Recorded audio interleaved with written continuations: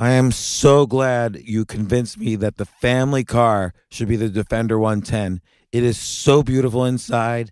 It's so comfortable, and it just feels indestructible. Yes, it really is. I've been waiting a long time for the new model to come out. The Defender 110, I'm telling you, it's my favorite car of all times. It's my third one.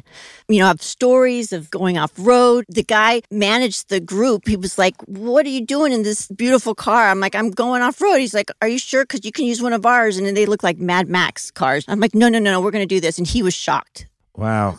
Well, it's great because the Defender has been reimagined for 21st century adventure, and its unparalleled off-road ability, as well as its robust interior, are invaluable whether you're headed towards uncharted territory or just a weekend of exploration. The Defender 110 tackles challenging surroundings with absolute confidence. The SUV conveys strength outside and in, featuring peerless technology like an intuitive driver display and an award-winning infotainment system. That's my favorite part, to keep you connected no matter where the journey takes you.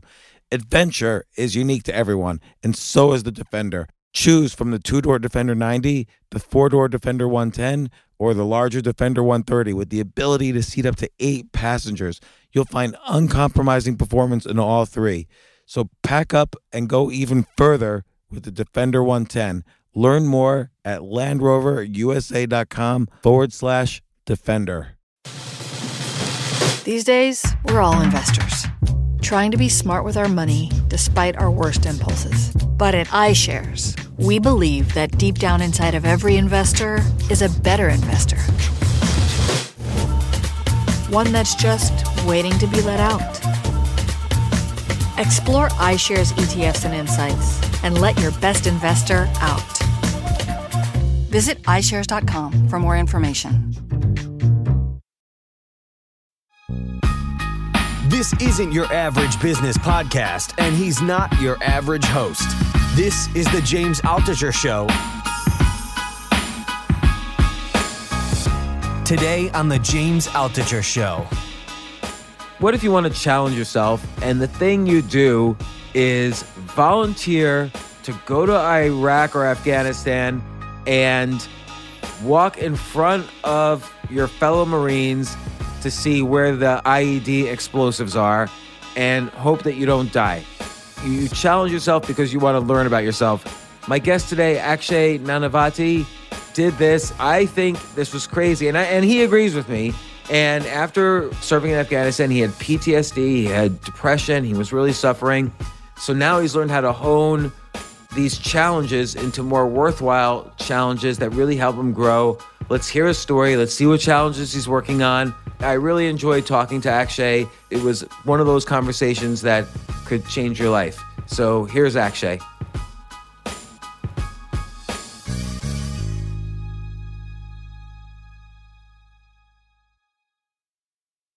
I know you're planning on going to the North Pole, and you mentioned how you've done expeditions in polar areas. I guess the South Pole, and I think I've had quite a few guests who have been to either the North Pole or the South Pole. Brian Keating did a science experiment on the South Pole. Oh yeah, he was building a telescope. Oh wow. Yeah, he was building a telescope in South Pole, Yeah, right? because I guess in the South Pole there's no pollution, and so you get clear view into space. Yeah. And so he was building a telescope to basically see the beginning of the universe, the Big Bang. Wow. And it did not work. The Big Bang. But if it had worked, he certainly would have won the Nobel Prize, and he still might win it. It still might work in the future. But actually, that's awesome. I am a little bit afraid of you, I think. I think you're my Fearvana today. Because I have, in some ways, you and I have very similar experiences, even though, the biographies might be different, but kind of the anxiety, the things that brought us to the brink of either depression or suicide or PTSD or extreme anxiety, whatever. Those things are similar. And then I, like you, feel that experiences, well-constructed experiences, are almost a safe way of dealing with the real dangerous situations in life. And I feel though you have put yourself actually in real dangerous situations to deal with other real dangerous situations. And I kind of disagree with it. If someone says to me, James, you should try skydiving, I'm going to say, thank you, but no. Like, if there's even a 1 in 1,000 chance I'm going to not have my parachute open or I'm going to be terrified along the way, I don't think I'm going to do it. That doesn't seem like a fun way to do it. So I'll do other things. Like, I feel, for instance, certain games, like let's say poker, is a good way to safely deal with money decisions without going bankrupt. I got you. Or reading a great book or writing a great book is a safe way to deal with stressful situations because you put yourself in the mind of the character who's dealing with a stressful situation. So I come up with other ways. And look, life is a scary and miserable place. As your buddy, the Dalai Lama, would say, His Holiness, life is suffering. And by the way, how did you get the Dalai Lama to write a blurb on your book, Fearvana? It was, it was a pure cold pitch. I didn't have any network or any connections to him. I was very blessed. Like when I had written the book, it was a very spiritual concept. So in my mind, I thought, who is the sort of the leader in the spiritual world to validate this concept? At this point, I had no brand, no platform, nothing, So I thought the Dalai Lama. And immediately when that thought entered my head, it was like, who am I? There's no way I could make this happen, So I kind of shut it down. And I was actually very blessed. My first book endorsement was from Seth Godin. So when that happened, that was a kind of push to say, okay, you know what? Why not try? What's the worst that could happen? So I did a cold pitch to his website, the office of His Holiness, kind of got me nowhere. And then I did like ton of research and I found a name and a point of contact in His Holiness's office. So I sent him a video sharing my whole journey, what the struggles I've been through, what we're trying to do with Fearvana, all the profits are going to charity, and sort of the larger mission of how we want to help people turn suffering into bliss. And this gentleman received it. He connected me to like 3 other monks, finally get to the right monk. And he said, okay, I've got your material. We'll review it and get back to you. And over 5 months, I built a relationship with this monk. And the whole time, I was constantly in my mind thinking, they hate me. They hate my book. Why would they endorse this? Constant doubt, these fears of, that my book wasn't worthy, that I'm not worthy. But I was able to transcend that and keep following up, keep building a relationship. And after about 5 months, this particular monk wrote me and said, considering everything you've been through and your genuine desire to serve, I'll press your case. And I was truly, truly honored. It was just such a huge blessing for me. And of course, a game changer for the book that he ended up writing me a foreword. I've got this beautiful letter that I framed up in my house here in India, actually. And he wrote a foreword and it's with his seal and his signature. And it was just very humbling to get his validation of this concept, and obviously personally and spiritually fulfilling, but also a game changer in helping spread the message of Fearvana and getting it out there. It was very cool. And obviously we're gonna get to your stories in a second, but I find this to be a real enlightening lesson. Like, most people would stop where, I sent a message to a website and I didn't get a reply. End of story. And this is extremely valuable because this is the only way to get hard things, which is going beneath the surface. You research what's an alternative way to get to them. Don't take a no from someone who can't say yes.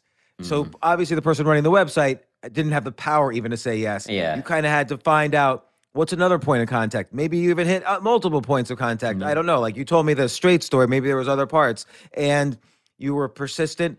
You didn't send an email. You made a video. And I've watched, if it's similar to the videos I've watched of you, you are very good at video making. And that was a skill you've built up. That's a powerful way to convey a message. And it shows that you're putting in the extra effort. People will respond to effort with effort. So people will respect that you put in more effort than the average thing.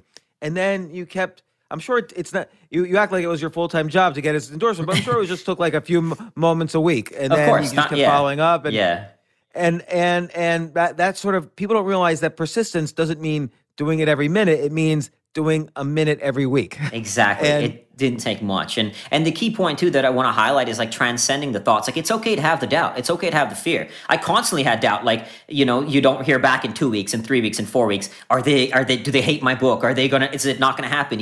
But you don't have to be defined by your thoughts and your emotions. You can transcend them and take action outside of them. And that was a big game changer to actually ended up making that possible. Right. There's so much evidence both in science and philosophy. Your fears and doubts are really just about you and have nothing to do with the real reality of the situation. I always, and my listeners know this, but I always tell my daughter whenever she wakes up at 3 a.m. anxious, because she's kind of anxious, just like I'm anxious person, that, hey, 3 a.m. is probably, I always wake up at 3 a.m. with anxiety. This is a normal thing, and it never I'm never even worried the next day. It's just a 3 a.m. sort of thing. So I'll make an appointment. I won't worry now. I'll make an appointment with myself at 3 p.m. tomorrow to worry about these exact things. And then, of course, by 3 p.m. the next day, there's no meeting required. But the other thing is, and again, your stories are amazing. I want to get to them. But the other thing to unpack about this is that you kept saying you have no platform, you had no brand. But the reality is, brand or platform, whatever, comes with doing the things that you were doing, of course. Absolutely. So that's how you built it, and you'll continue to build it. Absolutely. Yeah. So like everyone says, oh, I can't do this. I don't have any followers on Twitter. Nobody started off with 1 million followers on Twitter. Everyone started off with 0 followers on Twitter. Yeah. Say something interesting and unique, and you'll get followers on whatever platform you want. It's that easy. Exactly. But the hard part is saying something unique, which you do. So I've been blessed to live a unique life that has led me to it. Yeah.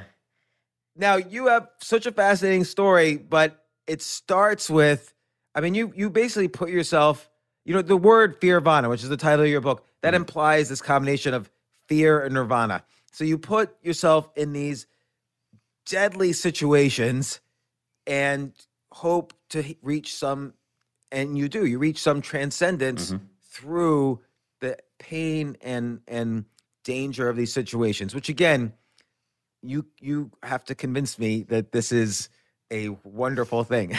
But let's start off with, we could start off in a lot of places, but let's start off somewhat in the middle, but in the early middle, which is you were in Iraq fighting for the United States in the Marines, and your job was to walk in front of everybody and find where the IEDs are, which are explosive. What does IED stand for? Improvised explosive device. An improvised explosive device. You could not pay me $1 million to do that job. Like, what is that something you have to do if you're told to do it, or did you volunteer for that? Like, you could step on something and get blown up. Yeah, I happened to be in that role that I got assigned to it, but I was also more than happy to do it because, this is not a healthy way to have approached it.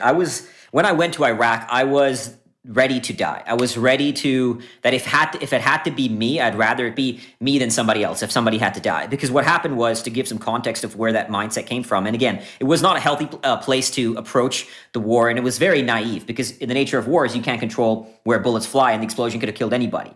So I had that job assigned to me, that I was to walk in front of the vehicles, but I was also grateful for it, because what happened is, before I went to Iraq, when I first joined the Marines, I joined and I met this buddy of mine, Corporal Jacob Neal, and him and me became brothers. We were very tight. We trained together. We did everything together. We were volunteering to go to war together every chance we could. Twice the Marines told us we were going. Last minute, they canceled it. And why would they cancel you going to war? Didn't they need people going to war? They did, but we were trying to augment with a different unit. And basically, there's a lot of paperwork to move one Marine from one unit to another unit. And it doesn't always go smoothly. Marine Corps admin is not the smoothest operation in the world. So, well, what does it mean though? Like, why was the unit you're with going to Iraq? Like, why did you want to move to a different unit? We wanted to volunteer to go to war. Both of us were the only two in a unit. We were waiting to. We joined Marine Corps infantry, and we wanted to go to war together. At that point, we wanted to experience. When I even joined the Marines, it was. And I don't mean to sound like a war junkie, but there's something deeply alluring about experiencing the human condition at its absolute edges, at its absolute extremes. Because, like, war, for example, is an experience where you see the absolute worst of humanity. Brutal atrocities, the horrors of war, people doing awful things to each other. But you also see the absolute best. People sacrificing their lives for each other, jumping on grenades for another human being. And revealing these extremes of the human condition, there was something deeply alluring about wanting to seek out that experience. And so him and me were volunteering to go together every chance we could, and to go with a different unit, because our unit had not been activated.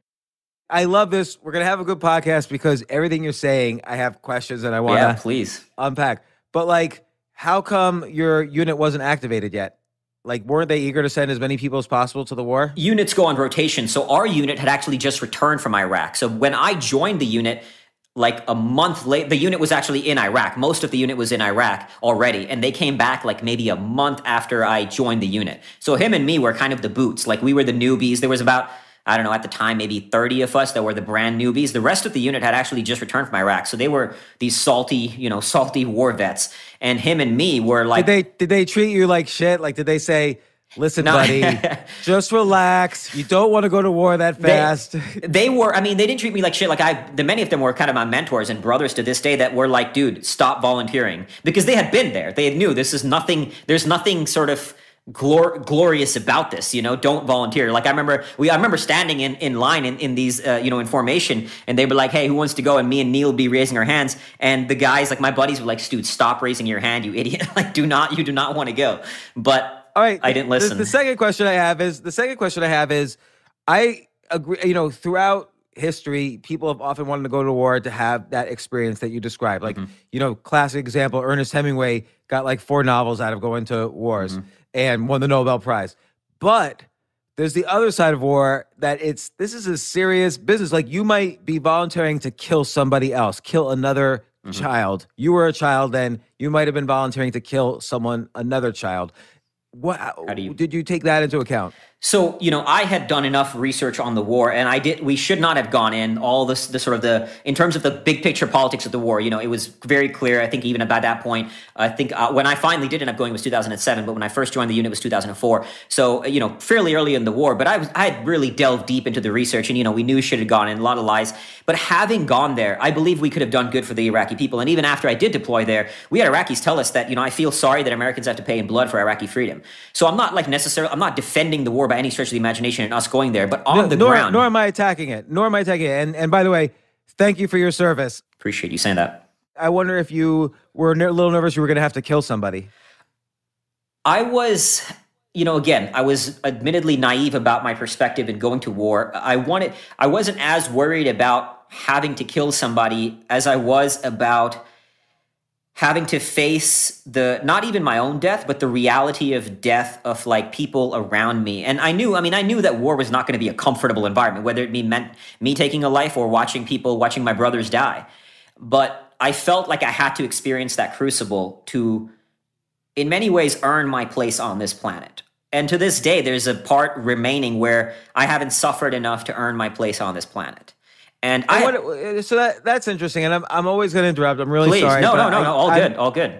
I love the questions.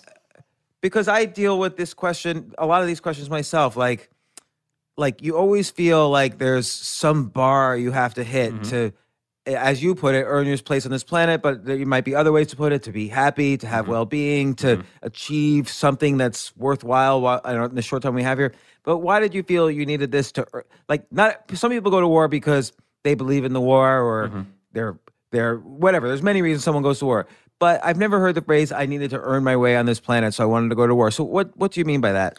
So, I was born to a good life. Great parents here in India. I mean, at the time, they weren't extremely wealthy, but we certainly weren't poor, and any struggle that they might have gone through in my dad rising up the corporate ranks, we moved around a lot, moved from India to Singapore to US. I moved to the US at the age of 13.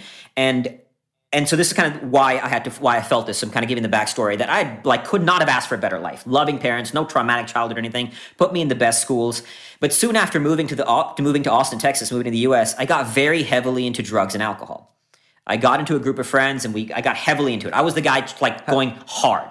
How old were you? I was about 15, 16 when I first started, and very self-destructive. I still have cuts on my arm from cutting myself, from burning myself. Very self-destructive. I mean, I lost 2 friends to this lifestyle. They OD'd, and it was very easily, I was heading down that path. And watching. And they OD'd, how did they OD? One was on heroin, the other one was a coke. So when you OD on heroin, is it because you take just so much that your body kind of forgets to breathe? Because it's like a muscle relaxant type of thing? I'm not qualified enough to talk about sort of I don't know enough about the science of what happened, why sort of that happens.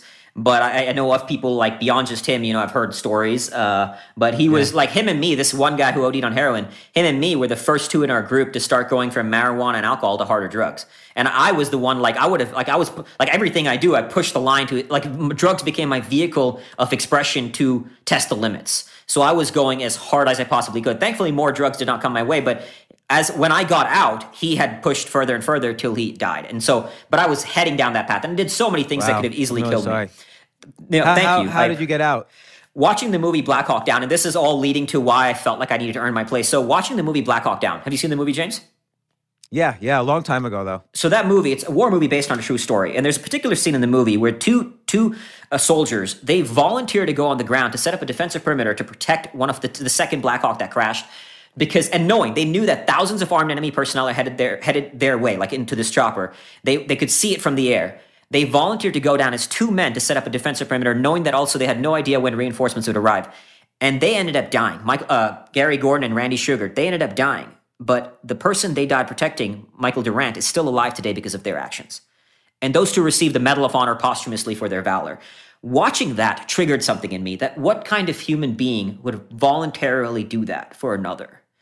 And like literally overnight, after watching the movie, I read the book Black Hawk Down, started devouring book after book about military and life in combat. And that was the trigger that almost overnight got me out of drugs and made me question this very selfish, purposeless, worthless existence I was living at the time. And I wanted to serve in an institution where the good of the group matters more than the individual. In Marines and the military, it doesn't matter how good you feel. What matters is the men and the mission. And there's something tremendously beautiful about living in a world where you serve something greater than yourself. And so that was the trigger that when I joined the Marines, I started to appreciate suffering, and I realized that, look, I had been gifted a great life.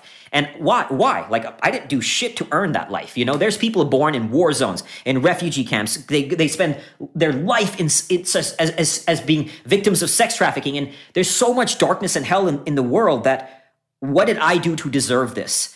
And the Marines is when I started to live for something greater. And it had me seek out that, okay, this is starting to, by living for something greater, I'm earning my place on this planet.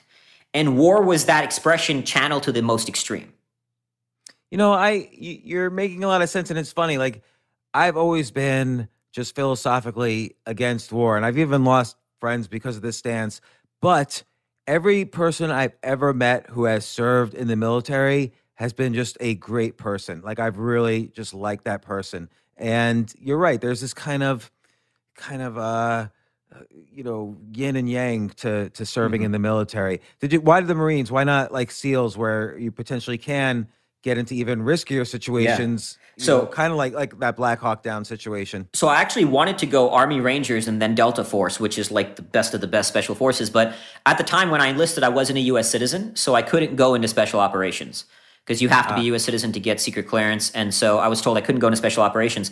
So I chose to go the best branch, the toughest branch, that was not special operations, which was Marines. And then the original game plan was, when I get my citizenship, I will go into Marine Recon, which is Marine Force Recon, which at the time was like the Marine version of Navy SEALs, and then go pursue that and eventually spend a career in the Marines. That was my original intention. Obviously, those plans changed after coming out of Iraq, but that was originally why I went into the Marines. I did want to go special ops, and that was long term the plan, which obviously changed, but that was why.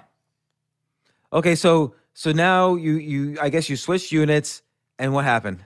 So what happened was we didn't end up switching. So because twice this, so as I'm mentioning, with my buddy Neil, right? Like we were trying to go twice, it got canceled. But when we used to train together, we did everything together. But I would maybe like beat him by 1 point on the rifle range or 2 seconds on a run, right? These friendly competitions, and it was literally like just by an inch, And so what happened was, one summer, I came here to vacation in India. We had a summer off school, and so came to visit family here. And that summer, he found a unit to go with. And because he was a good Marine, he was promoted to corporal, and he was placed in a seat that was hit with an IED, and he was killed. Oh my God! So what does mean placed in a seat? Like he was a vehicle. He was a vehicle commander because he was a corporal. So as a result, so a vehicle like a Jeep or a tank? I think it was a Humvee that he was. Okay, so Humvee, and the Humvee ran over an IED that blew up, and it was powerful enough to blow up the entire Humvee and kill the people in the car. I don't remember if everybody died in the vehicle, but I know he was. I know where he was. I mean, he died for sure. So these IEDs are pretty. Again, I'm just trying to get understanding. Like these IEDs are pretty impressive. Like in the sense that they're not just going to kill, a couple of plants and an animal. They're going to destroy an entire car and maybe kill the passengers of that car. This is a pretty built car. Varying degrees. I mean, when I was in Iraq, one of our vehicles in our company got hit with an IED, but in that case, nobody died. Everybody survived. So, yeah, varying degrees of intensity. Why don't they build a Humvee with like real anti-explosive material at the bottom? They did later on. They started sending. So when I went to Iraq by 2007, they did have up-armored Humvees. So we had much heavier Humvees, much heavier armor than they were sending earlier because, at the time they didn't want to spend money because they didn't think our lives were worth it. So a lot of the civilians made an immense amount of mistakes in the war from going in the first place too. A lot of lives, American lives and Iraqi lives were taken because of huge mistakes we made. And one of those was we could have sent up-armored Humvees earlier into the war, but we didn't, and people died as a result. I'm so sorry to hear that. Well, so you go in. So what happened because of that, and this is is all leading to where when I went, why I had that mindset when I went, because when in my mind, had I not taken that vacation to India, had I been there, had I stayed had I stayed in line with the commitment him and me made and waited for that opportunity, I should have gone there with him. And in my mind, because I beat him by a few seconds, not because I was better or anything as a person, but I beat him by a few seconds, I should have gotten that promotion. So I should have been in his seat and he could have come back home to his family. Now, admittedly, I know that I could have still gone to war with him and he could have still died, but I felt horribly guilty that I was off having fun. I went on a vacation and I didn't go with him. And I still remember actually when I came back from India, he was training for Iraq, and I remember he would call me and he would kind of mess with me that I'm not there with him. I was dating this girl at a time, and he's like, "Oh, you're dating a girl. That's why you didn't volunteer with me." And it wasn't true, but yeah, exactly. I was soft, but it always pinched me. And I remember once he called me, and I still remember this moment vividly. I was standing next to my girlfriend at the time, and I saw Neil on my phone, and I knew he was going to give me shit, so I decided not to answer the phone. And I never got to speak to him again. So this kind of stuff stayed with you. And so when I went to Iraq, I was pretty much giving away all my stuff. I was like, if it has to be me, I'd rather it be me than somebody else. I didn't want to be in that position because I felt so guilty about what I did that I had to now and again, not completely naive because you can't control what happens in war. But that was why I went out there with that mentality. And so when that job was assigned to me, again, I didn't choose it, but I was like, shit, bring it. I'd rather it be me than somebody else. Did they give you a choice? Like, hey man, this is pretty dangerous. Are you willing to do it? You definitely don't have a choice with anything in the Marines. If you're ordered to do it, you have to do it. If your sergeant says, hey buddy, just go 100 yards in front of us and we want to see if you blow up before we walk there. And if you said, dude, I don't think so, I'm not going, what would have happened to you? You would probably get an NJP, which is a non-judicial punishment for refusing to follow orders, because somebody had to do that job. That job. So basically, the way that job worked is, let's say any danger zone, let's say a bridge, for example, we get to a bridge, places where they could hide IEDs on the side, or even a place where there's a lot of sand on the side and they could bury IEDs. Somebody would walk out to kind of scan the area before so the vehicle convoy would stop. 2 Marines would walk out. As me and one other guy, I would take either the right or the left, and he would take the other side, and we sweep the area. And then when we clear the danger zone, we wave the convoy through. So somebody had to do that job, And no, that's a great point. Somebody had to do it. So again, I have a bunch of things to unpack, and we're not even getting to the basics of your story yet, but we'll get there. Okay.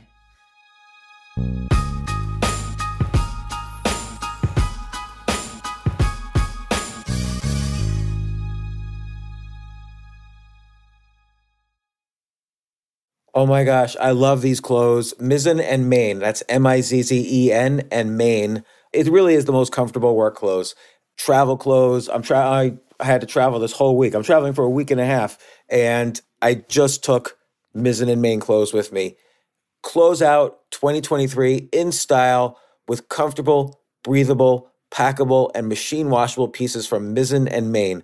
As you wrap up your year-end goals, enjoy a Mizzen and Main dress shirt that you can wear confidently. I like that they've very, very just nice, solid colors. I don't really like to get all fancy in patterns and everything, although they do have some pattern shirts, but very comfortable clothes, stretchable pants. It's just super comfortable, but they look professional, and you can wear them casually or professionally. I like some of their flannel shirts or untuck shirts. I love untuck. I never tuck in. So again, whether you're shopping for a special someone or giving yourself the gift you really want, I just buy myself gifts. Mizzen and Main is the perfect gift for any guy who works, travels, and or cares about looking and feeling great. As you could tell by my many photos across the internet, I care about looking fantastic. I'm practically a model. And let's be honest, every guy loves to look great. So again, shop now at mizzenandmain.com and save 20% when you spend $130 or more using promo code James. That's promo code James at Mizzen and Main, Mizzen and Main.com.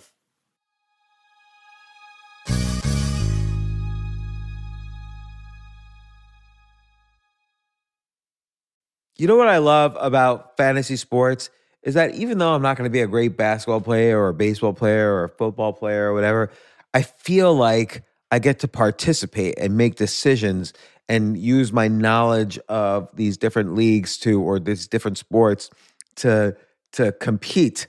So it's like I can pick my team or I can pick my favorite players and I could use my knowledge to make predictions and maybe even make money. So with the basketball season here, you can now pick combo projections across football and basketball from the Specials League on Prize Picks.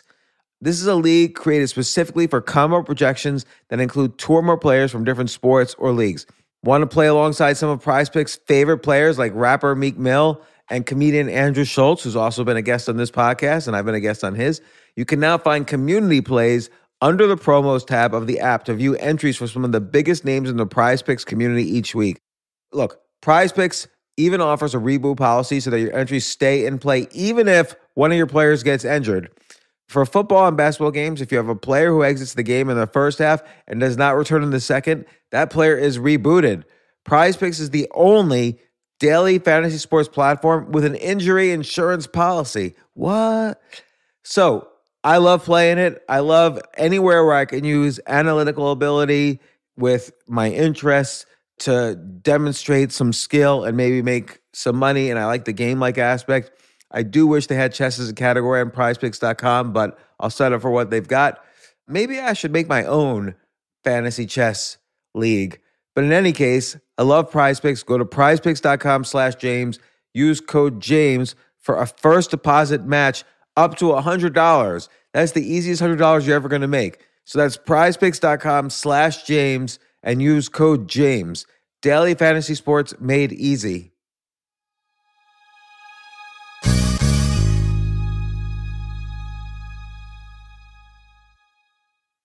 The future of learning is definitely online. Like, it's such BS that you have to spend $200,000 or take $200,000 in loans and go to some fancy school when it's useless. It doesn't guarantee you a job. Most employers, including me, do not care about degrees or grades or anything like that. We want to care that you love what you're doing, that you know what you're doing, in some cases that you have experience or that you're willing to learn. But people in general love learning and are curious. Like, the key to success is curiosity. And I think masterclass.com is the perfect model for online learning. I'm really happy they're sponsoring this episode. If you're going to give a gift, give the gift of learning. Masterclass makes a meaningful gift this season for you and anyone on your list, because both of you can learn from the best to become your best, from leadership to effective communication to cooking. Let me tell you some of the classes I've taken. I've taken comedy from Steve Martin. I mean, can you believe I can take a class from Steve Martin on comedy, or Judd Apatow, my favorite comedy director? I could take an actual class from him on writing. Wolfgang Puck on cooking.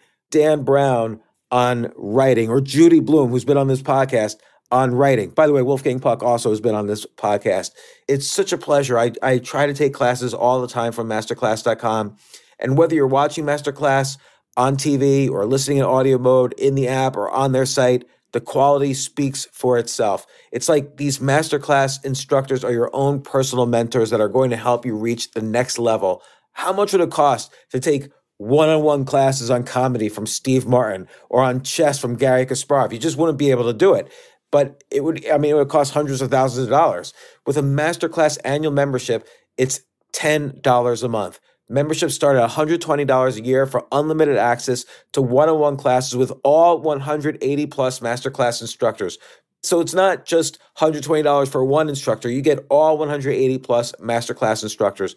Boost your confidence and find practical takeaways you can apply to your life and at work.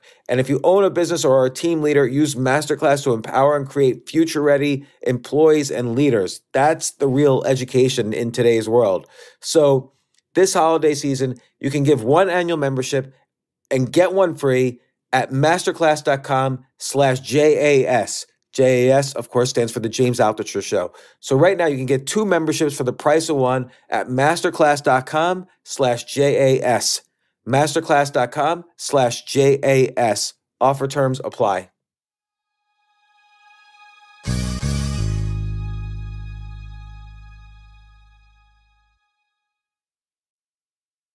I understand you'd be willing to die. Like, I think that's a mindset of a lot of people who go to war. But were you willing to lose 2 legs and an arm? The idea of that was a lot harder to, obviously that reality had entered my mind, and it was a lot harder to process that if that had happened and I would have to stay alive through that. it was a hard reality to face for sure. But in the end, of course, I would have done what needed to be done. But that was that was more of a struggle if that were to happen. Like even the prospect of it was a much harder reality to face. Were you obviously people that's happened to and they survive, people kind of ultimately return to their baseline of happiness. But at the time, realizing that was a possibility, did you at all say to yourself, look, if that happens, I'm just going to kill myself? No, not at all. I didn't. So even though I went out there with the sort of mentality that I'd rather it be me that died than somebody else, I was never at the time. Later on in my life, I was, but I was never at the time suicidal or anything like that. Like if that happened, I'm sure I would have found a way, just as I did eventually coming out of the war and going through my darkness after that. So I never had that thought enter my mind, not once for a second. And the other question is that I'm sure they wouldn't just randomly send out people to get blown up. You must have had a very thorough procedure for checking for IEDs. Is it possible to be thorough about it, or is it kind of random? You do that. We didn't have great equipment or anything. The Marines are funded by the Navy, so we tend to get hand-me-downs in terms of funding and equipment. Oh, it was just for the rifle with the scope, really. And but we did a fantastic job. Not just, I don't take credit for this. Our unit did a fantastic job of finding the IEDs before they could be used to blow us up. Only one vehicle in our entire company in our entire 7 months of deployment got hit with an IED. But how do you find an IED? Are they just exposed to the air? If I was making an IED, I would pack it under some dirt so people couldn't see it. How would you even find an IED? Yeah, they because of this was much later in the war, so at this point there was a great evolution in us being able to find it. We had vehicles that were much better than 2003 that actually had radio detectors, so they could sort of they could block radio signals. So at the time, the IEDs, they had to have wires, so it couldn't be someone with the radio sort of hitting a button from miles away. So one thing you do is you look in the distance. Is there somebody kind of watching us? You look for wires. Those are the kind of things you really keep an eye out for. Is there anything unusual? Because some of these areas we would go down all the time, almost daily. So is there anything that we didn't see the day before? So you're looking for that. And the big thing is definitely there's somebody in the distance. When the vehicle that did get hit with an IED, I wasn't in that squad on that convoy. But what I heard was there was a door on the side of the road that had been there, and they had buried the IED under that door. And so it got hidden, and I guess they didn't see that, or they perhaps thought it was just regular garbage that we sometimes see in the streets on the deserts, and they got hit. So but we did a great job of finding a lot of stuff before. I found fuel canisters rigged with explosives. I found little hand grenades, stuff like that, because the insurgents had a whole sort of set up for how they do an IED. One person would plant it, another person would pick it up and set it, plant the supplies, because they didn't they would have multiple people do it, and the other person wouldn't know the other person, because if we do happen to capture one person, he's not able to talk about the others, so they implemented rules systems that could counter our systems, and it's kind of this back and forth. Everybody's trying to figure out what the other's doing, and then you keep improving, so on and so forth. But we were able to find a lot more before they could be used, thankfully. What was the hardest to find IED that you found? What was the where you said to yourself later, phew, good thing I found that. That was unlike any that I've ever found before. There was one incident. It wasn't so much it didn't end up being an IED, but I remember this freaking the shit out of me. We were walking, and my buddy, who was the other person searching, we saw something kind of strange, and we were leaning to kind of going to it, and he kicks it, and we heard a tss. And I remember being holy shit, jumping back. I was dude, don't do that shit again. What's the matter with you? And I don't think it was anything. I don't know what the hell it was. I don't fully remember, because I think at that moment my mind was so fear consumed that the amygdala hijack, But But I remember like the things we did find was like we found a lot of like different like tubes, like the mine tubes. We found fuel canisters that had been rigged. That was the one I found like when we were sometimes doing patrolling through the desert. Because what they would do is like one guy would come and rig this stuff, set it up in the desert. Another guy would come grab it and then plant it to be used, you know. And then another guy would like make it like a whole thing. But so we ended up finding it a lot more before it was actually set up to blow us up. That was like, and that was obviously the ideal scenario, which we, like as a unit, we did a pretty good job of. So thankfully that. What about if it was already set up? Like, did you find those? Because then it's like buried under the sand. How would you find it? Yeah, I mean, we, you know, like I said, the one unit missed it on that particular day. We did, I'm trying to think if we, like, I can't remember off the top of my head specifically finding in those scenarios. Like, I do think we did find like little hand grenades and stuff like that. But usually they're buried under rocks, buried under sand, you know, like, and it's a hard thing because, I mean, just the nature of this kind of war, you know, even counterinsurgency war is like, you never know what's out there and who's out there to kill you. You're in civilian population. So you're walking through streets sometimes, you know, and you don't know if the guy is just a normal dude living his life, taking care of his family, or that particular person is the one who wants to kill you and your buddies, you know? So, and same thing with those bombs. Like we thank it's like we did the best we could to approach danger zones, but you never know. I mean, shit, we could have missed them for sure, you know, and got, in fact, actually on that point, I totally forgot about this. I did find out that our vehicle actually drove over an active IED. Like my staff sergeant told me that our vehicle drove over an active IED, and for some reason it didn't explode. So I don't know what that means. I mean, when you think about that again, it's very humbling to think about, and also again, it makes you question, like, why did that happen to me and not to my buddy and not to everybody else that got killed out there? You know, when you hear that, it's very humbling to, like, I don't know what that means in the grand scheme of things by any, you know, but it definitely makes you appreciate this gift of life. I mean, I've walked on the edge of life and death a few times in my life, that being one of them. And it humbles you and it teaches you to really appreciate this gift. What's the worst thing you saw in Iraq? Like, on your quest to earn your place in this world, you wanted to put yourself into this type of intensity. What's the most intense moment or moments you've had there? You know, there were definitely like many, like, I mean, when the first week we were in Iraq, the insurgents had cut the head off a local Iraqi, threw it on the streets. And as a warning to the locals that if you work with the Americans, this is what will happen to you. We had a local Iraqi guy get shot right outside our base. There was a rocket that hit the town right outside our base. I'm assuming they were trying to hit us, but they killed 4 civilians, you know? So there's like all these kind of little things happening. But I think one of the most intense that I remember, which ended up being nothing, but it was really intense because it was the last month. So in the first few months, like a bunch of Marines are a little crazy. Like when rounds go off, we're like, where are the rounds? We're not ducking. We're trying to find the fire, right? Because at that point, we're all Marine Corps infantry. So we're in some sense chasing like the rush of war. And like I remember one incident, this was early in the war, we were told that by the locals there were a bunch of insurgents in this cave.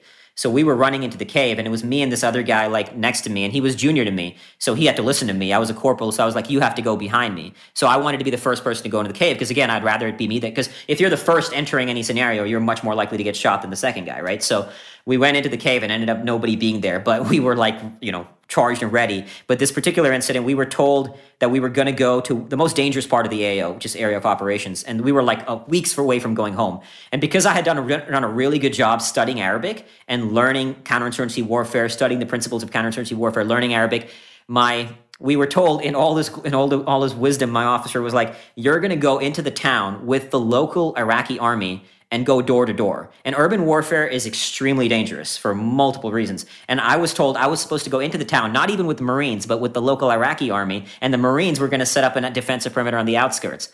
And my sergeant tried to get me out of this role because I'm now going house clearing, not even with my Marine buddies. Like house clearing is in and of itself extremely dangerous. Because imagine you're walking into a door and the insurgent knows you're coming with the rifle pointed at the door. He's got the drop on you, right? Like he's far more likely. Now I'm told I'm going there with Iraqi army. Forget about the fact that it's not about like not trusting them. They were just not remotely as well trained as we were. And I'm going in there because like I've spoken enough, I'd learned enough Arabic. So I remember driving out there thinking like, fuck, I'm going to get killed 3 weeks before going home, you know? And there was nothing I could do. You're told to do it, so you go. I was in the back of the 7-ton filled with the Iraqi army guys, and we drove out there and this massive storm hit. And so once again, it's like, I mean, I thought I was going to die weeks. My sergeant was trying to get me out of this role, but he could only do so much because I was assigned to it. And what are the odds that someone assigned to that role is going to die? Like, to me, house clearing in the most dangerous part of the AO, like AO's area of operations, without house clearing again is dangerous in and of itself. And now I'm going into the town with Iraqi army, not with Marines. In my mind, I was like, this is absurd. Why? I should not be doing this. This is absolutely insane. And why'd they need an American to do it? So you're kind of on the ground and front and center with them, you know? I see. Yeah. And so it builds their morale a little. I had learned a lot of Arabic. Like, I got pretty close to like fluent. There was another incident in Iraq where we were in the back of the 7-ton and all these Iraqis started swarming the 7-ton. So the rest of the Marines started getting kind of on edge because that's a situation that could have easily gone bad in multiple ways. And so they started kind of getting the rifle at the ready. And I was like, hold on. Let's calm this down. Like, nobody wanted to kill an innocent human being, of course, right? Like, nobody goes out there saying we want to do that. So we do the best we can to minimize that for sure. And so I was like, hold on, let's not get crazy here. Let's sort this out. And I managed to climb back to the 7-ton, get into the crowd. And I knew enough Arabic to to deflate the situation, to address and it managed to sort of address it, and it all ended up being calm. But these are little situations that thankfully were calm, but could have easily, and there's a bunch more stories that I could go on to, but that could have gotten a lot worse and thankfully didn't. So I had made a conscious effort throughout like training for Iraq to study Arabic because I knew that would make a difference in the war, and it did. So there's an important lesson there too, which is like, a lot of people, whether it's going to war and joining the army or just starting a corporate job, a lot of people think that it's 10% them and 90% their boss telling them what to do and training them and so on. But really, to succeed as whether it's a soldier or an employee or an athlete, you have to go above and beyond what Absolutely. The coach, sergeant, boss, whatever tells you. You have to be there an hour early. Absolutely. You have to stay there an hour late. You have to study Arabic. You have to read books. Like, you can't just depend on the corporal above you to tell you what to do, because he doesn't know what to do. Yeah. And you're going to be better than them ultimately if you really put in that extra, just a half hour a day extra compounds. So I just wanted to throw that lesson out there. But this is really why I say this is all the beginning of your story, is because this hasn't even gotten to you got PTSD coming out of the war, and that's where your journey begins. Mm-hmm. Yeah. So when I came back to my senior year in college. So coming back to a college environment after serving in war was hard, to say the least. Like, and I'm not like, back then I didn't have the level of awareness I do now. So we all make the best decisions with our level of awareness. You can't blame a college student for not having your perspective. But back then I didn't have didn't think about it that way. So I struggled with college students whining about the stupidest shit, and I just came from war. Forget about my adversity. The people in Iraq had suffered through years of oppression under this horrible regime. Like, I met a guy in Iraq who spent 8 years as a prisoner of war in Iran, like, because of the Iran-Iraq war. I mean, I can't even imagine the hell that human being had suffered, So you come back to college, you're like, this was brutal. I mean, so at this point, I'm volunteering to go back to Iraq. Like I said, I was trying to go, send me to Iraq, send me to Afghanistan. I just want to go back to war. I had found a strange kind of comfort. So much. You hated college so much.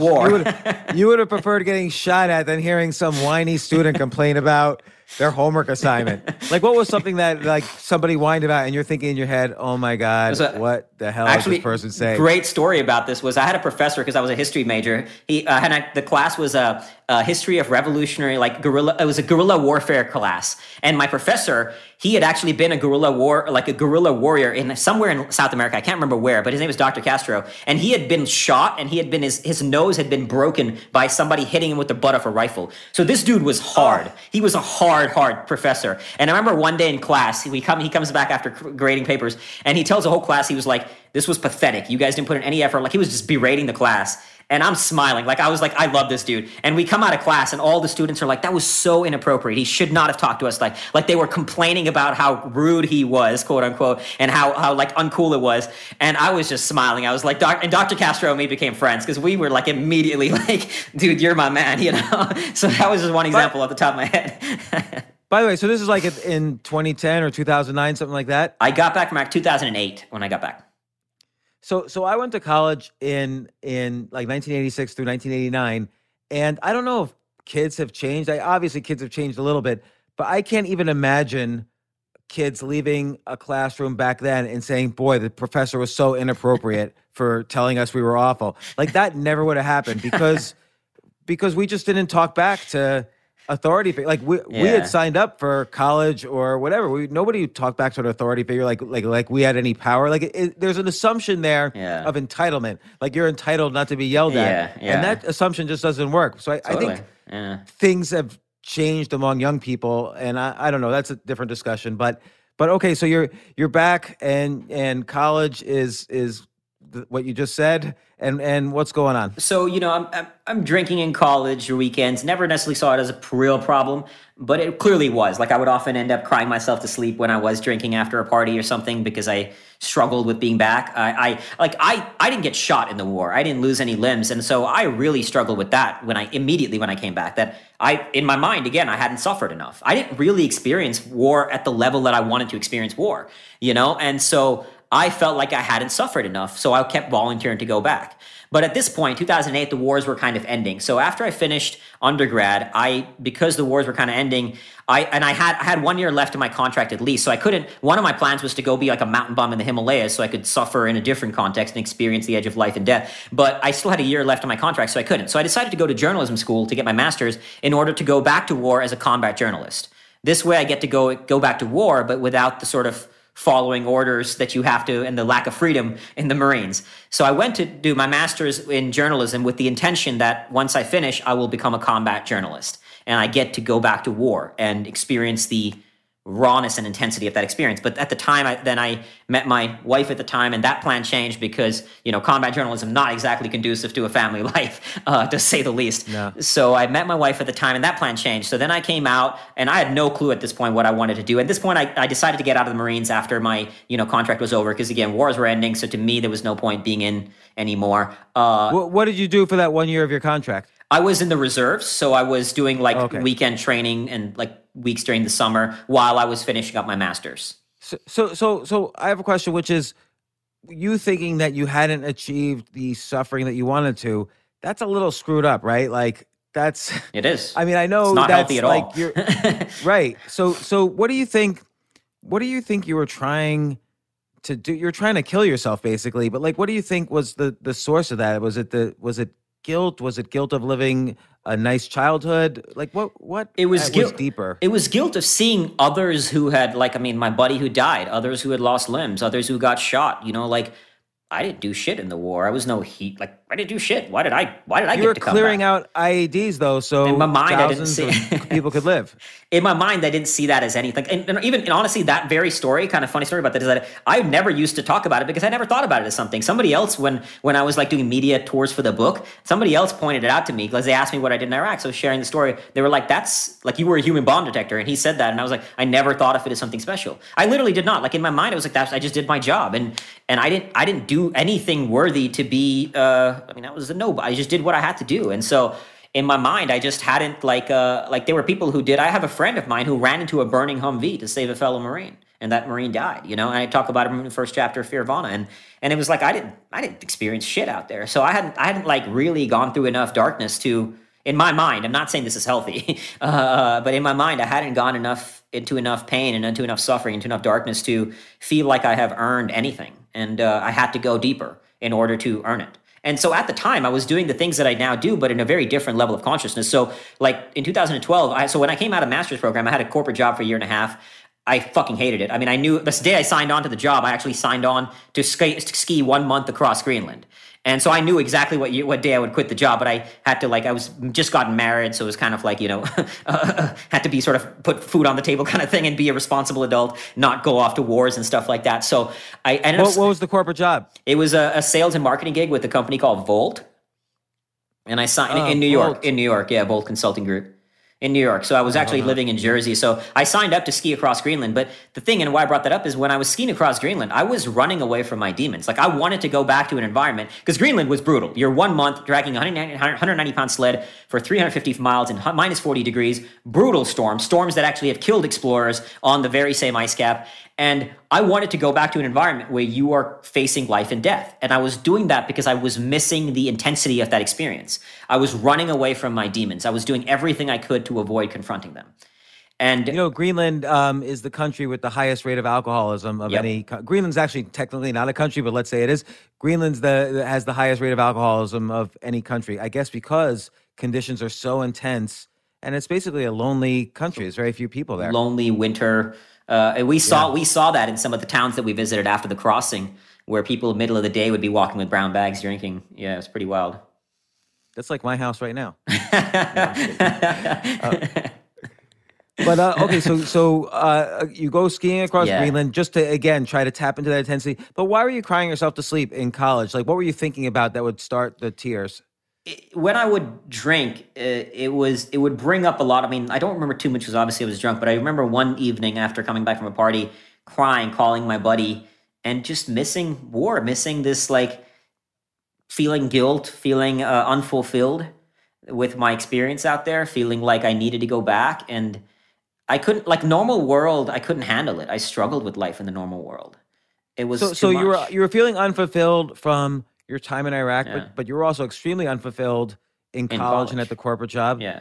Let me ask you this. This is a maybe even more personal question, which is, you obviously met the woman you fell in love with and married, your wife. But at the time, you didn't really love yourself. So was it? And maybe this almost sounds like a cliche. Like, in order to love someone else, you have to love yourself.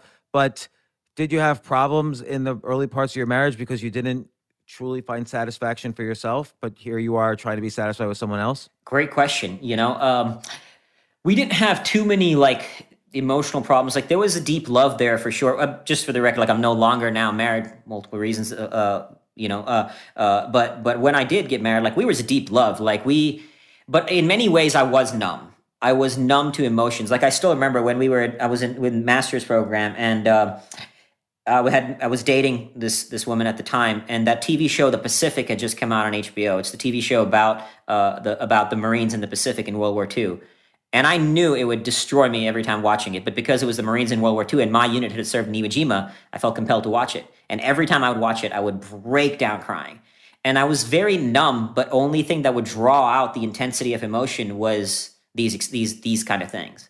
And so, but we didn't, like, she in many ways brought out like an intensity of love. So we had a deep, passionate thing going there. Like, it was a beautiful thing. But as I came back from Greenland, like, we definitely struggled. Like, one of the things that eventually had me go to the VA hospital was, to be, again, very frank, was I was struggling physically. And it wasn't like a physical issue. Like, it wasn't a physical issue, like struggling sexually, but it wasn't a physical issue. It was a psychological one, So she was like pushing me, like, let's go get checked out. Let's go figure out what's going on.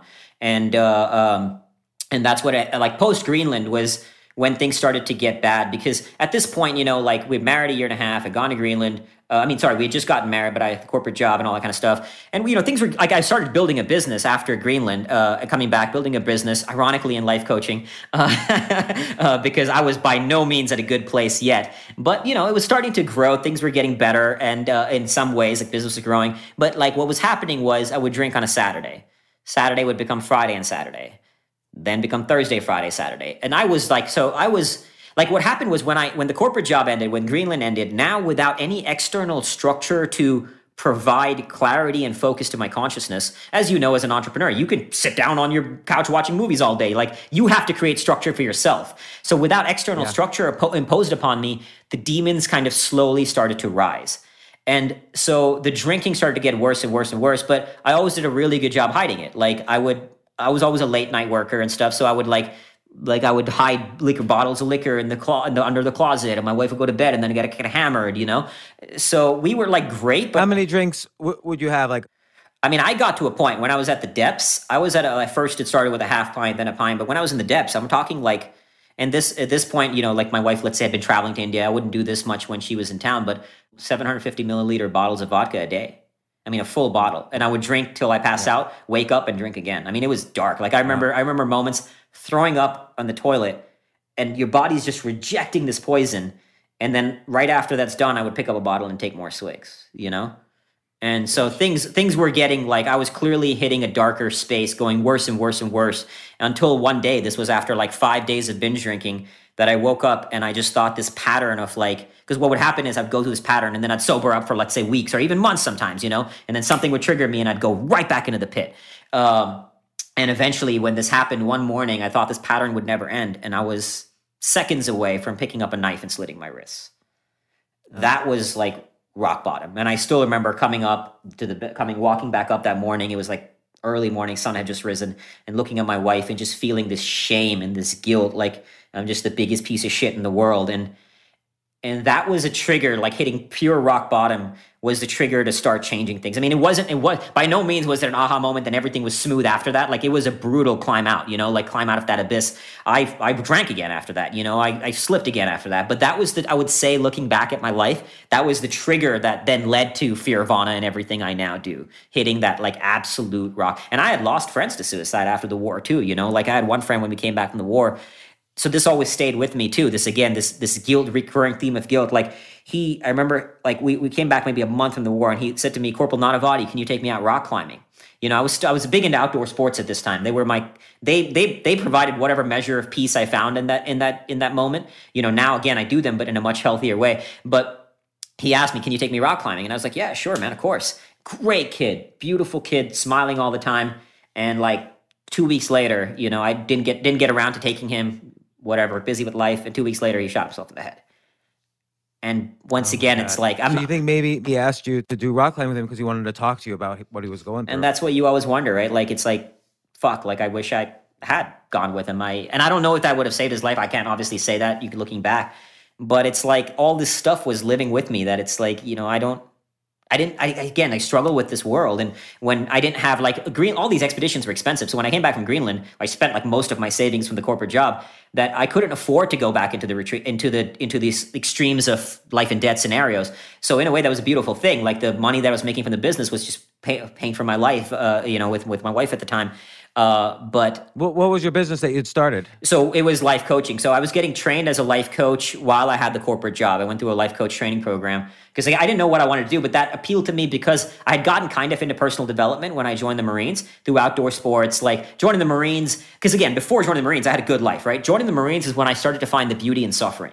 Like I loved the training. Not only did I love it, but I thrived. I graduated infantry school as the honor graduate of my platoon. So coming out of the Marines is when I got into outdoor sports. I started looking for every way I could to confront my fears, from skydiving, rock climbing, cave diving, caving. I mean, you name the outdoor sport, I was pursuing it. And it's not that I was terrified of heights, terrified of tight spaces, terrified of everything. So I wanted to confront those fears. So all of those things, then going to Iraq, had sort of built an interest that got sparked, and now it's taken a different level, obviously. But at the time, it got sparked into like personal growth and mastery. How like continuing pursuing. How do I improve myself? And so that's what kind of led me to life coaching. But it's not. I had no clue what I really wanted to do. It wasn't like this is who I want to be. I just was like, I guess I'll do this. So because I knew I didn't want to have a corporate job, and I knew I needed to make some money. So I was like, this kind of will work. So ironically, as I was like going deeper and deeper into the darkness, my business was doing well. But eventually, I got to a point when the drinking went from like 2 days to 5 days that obviously my business started collapsing, and then I hit rock bottom, and then again I grew. But that was what I was doing initially before getting to that absolute rock bottom when things started to change. Yeah, so, and I never believe, like you were just kind of implying, I never really believe that there's like one moment that, all of a sudden everything's going to go up from here, even if it's a struggle. It's like it is a process, and you never really know. It's not like you say, "Oh, I'm so glad this is happening right now. This is rock bottom," because rock bottom could get a lot worse. Exactly. And so how did you start to like almost formalize these ideas of pushing yourself to the edge as a kind of real self-help thing instead of an escape thing, which sounds like what you were doing before? Absolutely. I was doing it before as a pure escape. And so when I hit that, like I said, it wasn't a smooth journey after that. It was a rocky, brutal climb out the abyss. But that's when I think started to change. Like I started devouring book after book on sort of neuroscience, psychology, spirituality, to learn a little bit about what was going on. I needed to figure out how to heal myself because I was seeing a VA therapist, and look, great people, beautiful human beings. They really wanted to help and make a difference. But as I started to learn is that they were just operating from a very bad playbook, and their methodologies were deeply flawed. So in that process, like as an example, so I was diagnosed with PTSD, right? They told me that because I was very jumpy with loud noises. I struggled with crowds. I struggled with survivor's guilt. And all these things people said were symptoms of post-traumatic stress disorder. But as I started to delve into the neuroscience of all of these things, like I realized, like, look, this is not a disorder. Like being jumpy with loud noises is a very normal human response to war. Like my brain learned to say this thing could kill you for 7 months. Inevitably, your brain gets like amygdala hijack. Your brain learns to say loud noises equals death. So you better be alert for loud noises. It's not a disorder. It's a very normal human response, as is survivor's guilt. Everybody told me, like, and again, they were doing it with love, but the therapist, people that cared about me, don't feel guilty. It's not your fault. And rationally, I get it. You can go to war, things can happen. But emotionally, it didn't change the fact that the guilt was there. And so when I started to learn all these things, I was like, look, it's not a disorder. Post-traumatic stress is not post-traumatic stress disorder. There are two very different things. Yes, I had post-traumatic stress, but that doesn't mean I had post-traumatic stress disorder. It does not mean it's indicative of a disorder. But by attaching the word disorder to it, it becomes our self-identity. Then we start to think something's wrong with us, and it fuels this downward spiral. So every time I go through a moment of crisis, of pain, of suffering, of guilt, of feeling jumpy with loud noises, of disliking crowds, I struggle with coming to New York City. I would come to New York City for the coach training program, and sometimes for work, and I would struggle because New York City's crowded, right? And all these things where people were saying it's a disorder, and I started to learn, look, it's not a disorder. It's a normal human response. And by removing that label of disorder, I removed my self-identity from it. I was starting to acknowledge that, look, my brain is separate from me. These things are happening beyond my control. And guilt is not a problem. Guilt is an expression of love. Like the fact that I was guilty was a reflection of my love for my brother in arms, you know? So I started to learn all these things that, look, and ultimately recognizing that there are no bad or good emotions. We label so many emotions like fear, stress, anxiety, guilt, anger. We label them as quote unquote bad emotions. And so when we do that, we judge that emotion. We think of them as something wrong. And I was saying, look, guilt is not a bad emotion. It's just an emotion. And every emotion, there's no bad or good emotions. There are only emotions, and it's up to us to decide what we do with them. So what I did for a long time, I recently have changed this, but for a long time, I had a picture of Neil up on my wall. It was Neil and me from the Marine Corps Ball, and it said, "This should have been you. Earn this life." That's an intense thing to look at every morning, but my guilt became my ally. So I started to turn my demons into an access point to my divinity. I started to recognize that post-traumatic stress is not post-traumatic stress disorder. And by removing that label, I was able to disassociate from my thoughts, from my feelings, and recognize I am not my thoughts. I am not my feelings. Like if there's one thing, to take away from everything is that we are not our thoughts. We are not our feelings. We are not our experiences. We are the thinker. So let me ask you about Sure. that with the guilt. Like everybody, I think, but I'm thinking about myself now, everybody feels guilty over something. Yeah. What you're basically saying is kind of lean into that and make it work for you. Like when I think about my guilt, I just feel bad about, let's say, something I did as a kid or something, some way I treated somebody. How do I lean into that to make it work for me? Sure. Yeah, it's a great question. So, when there's a guilt, there's often like a should behind it, right? Like I should have done this instead of that. So you feel some guilt around what you did. And like I would say to use it is to look at what that should is. And then let's say you screwed up something. So in my case, I should have died instead of him. I am now no longer dead. I'm alive. Let me earn this life. Let me use this life in service of something greater than me. And my guilt became an ally. Now, like anything, it can go too far. And I got to a point in my life, which we can talk about, that I recognized it had gone too far. But because every emotion is, again, not bad or good, but everything can be taken to a point of extremes. Pleasure, pain, everything can be taken to a point of extremes. And you balance it out by exploring the duality. Like there's another edge of the duality. But before I go deep into dualities, to answer your question about the guilt, is to look at what it is that you're guilty of, that you feel guilt around, and then look at how can I use that now to address that problem? Like, again, in my case, I should have died. So now let me earn this life. So whatever I should have done, I'm trying to think of an example. I should have taking care of this person. Okay, and I didn't. And I can't change the past, but now I can take care of people in the future, right? Maybe this person who I felt guilty, I didn't spend enough time with my mom, and she passed away. I'm just throwing that example out. Now, I can't change that, but I can use that guilt to say, you know what? Now, let me take care of the elderly. Let me volunteer. Let me serve people. Let me start a nonprofit, right? Let me use this life in service of something greater. And your guilt, look, like today, I have moments where the guilt shows up. It doesn't live with me to the extent I no longer have that poster where it said, "This should have been you, earn this life." I had changed it to honor his death, earn this life, because I got to a point in my life where I recognized that I had taken the guilt too far. It worked until it didn't, right? Like everything, it works until it doesn't. Like what got you here won't get you there. So you get to a point in life where you have to recognize, I need to do something differently in order for the next stage of my evolution. What got you here won't get you there. I love that quote. The reality is you have to look around every moment essentially and say, what's going to work for me right now? Because you're right. Maybe you can't live only with guilt powering your engine. You have to move on at some point.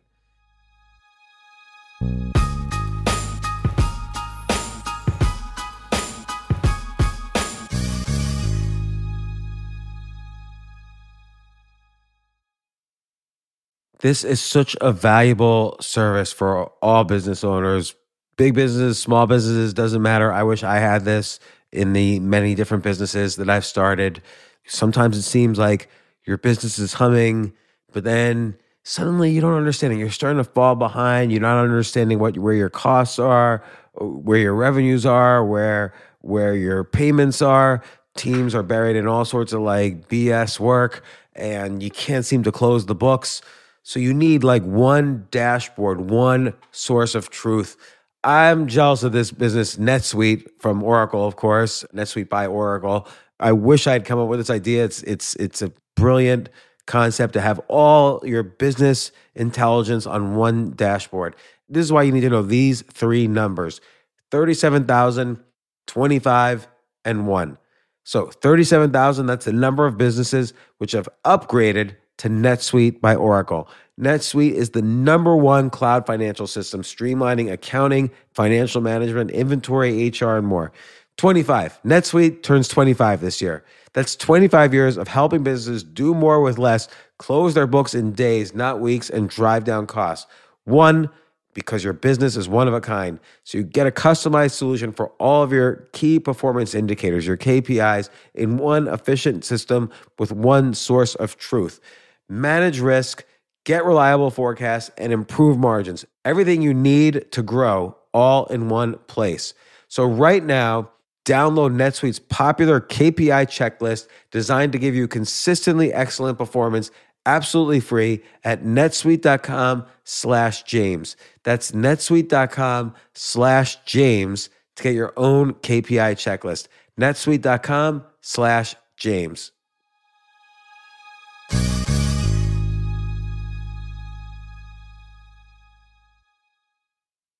Luxury is meant to be livable. Discover the new leather collection at Ashley with premium quality leather sofas, recliners, and more, all built to last. No matter how many spills, scuffs, or pet-related mishaps come its way, the leather collection at Ashley is made with the durability you need for the whole family. Shop the new leather collection at Ashley and find chairs starting at $499.99 and sofas at $599.99. Ashley, for the love of home. So a lot of people have been asking me, hey, how do I learn how to play chess, or how do I get better at chess? And I do want to recommend a good site. I have no financial benefit in recommending this. If you go to jamesaltuchershow.com/chessmood, it's by far my favorite chess site for learning. There's like 400 hours of instructional video, right from beginner to openings to analysis of interesting games. That's jamesaltuchershow.com/chessmood. And you get about 20 days for free. And just to try it out or do whatever you want with it, jamesaltuchershow.com/chessmood. So now this is where you start diving into one intense experience after another. Like what happened? What did you do? So as I started researching all this stuff, like the neuroscience of it, and started kind of healing myself, I recognized that, and this is what led to Fearvana and why I pursue the things I do, is that the fundamental problem in the human condition, I believe this is the greatest problem in the human condition, is our negative relationship to suffering. We frame fear, stress, anxiety, pain, suffering, adversity, struggle. Anytime somebody hears these words, nobody thinks of these as positive words. We always think of them as something negative. And that is the fundamental problem. Because if you ultimately look at it, like, why are we here? What are we seeking out of life? We're seeking, you can call it happiness, fulfillment, inner peace, whatever term you want to use, right? Semantics aside, that's what we're seeking. And if you learn to fall in love with suffering, or my mantra is, if you suffer well, inevitably you experience more happiness, you experience more peace, because you can smile not only in the easy moments, which are easy to do. When life is going great, it's easy to smile, but you can smile through the suffering. So what I started to learn when I was learning all this is that that's the greatest problem in the human condition. That's what we need to combat, is the demonization of suffering. And that's hence the idea of Fearvana, that fear is an access point to bliss, not the antithesis of it. It's true bliss that we find. And so why I started seeking these edges is to go deeper into fear, to go deeper into suffering, because you can only truly know the light when you have been in the dark. It's contrast that creates beauty. Contrast that creates beauty in the human experience, because you know this, the human animal adapts. If we see the same, like if we walk the same streets every day, and the first time we walk through the street, it might be grand and novel. Novelty fades, it adapts. So it's the same thing with life. So why I seek out the edges, and it's not like suffering is fun. I'm not somebody who, like, when I'm in the depths of pain, running a 24-hour run or running, 50 miles around a cul-de-sac or skiing across an ice cap or climbing mountains, the suffering sucks. You're in absolute hell. But the beauty in that experience, the profound value in that experience is multiple fold. One, it makes you appreciate everything else. Like, you can't truly know pleasure unless you know pain. Happiness can only exist because there is sadness, right? Like, you need light, you need darkness for there to be light.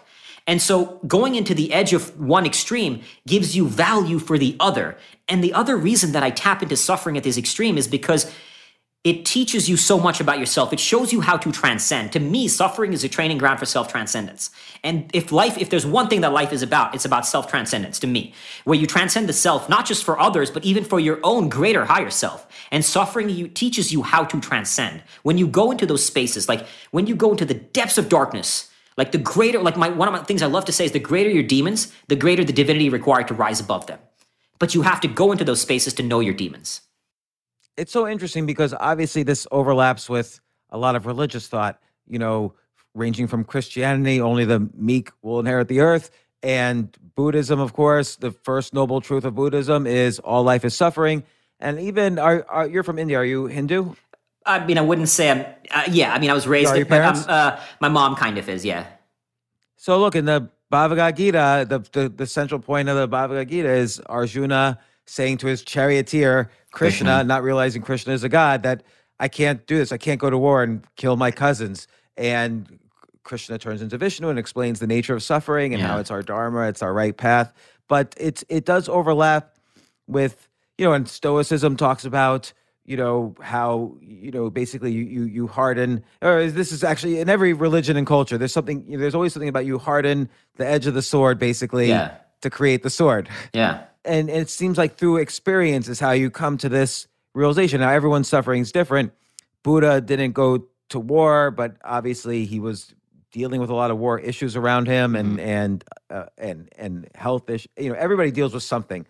And I think that's the main truth, is that life is suffering. But you're saying, you're kind of overlapping with that by saying, okay, look, yes, life is suffering. And here's how even you can maybe not wait for the suffering, but kind of further your advancement by essentially leaning into the suffering, seeking it out. Because look, if you don't seek out a worthy suffering, suffering's going to find you anyway.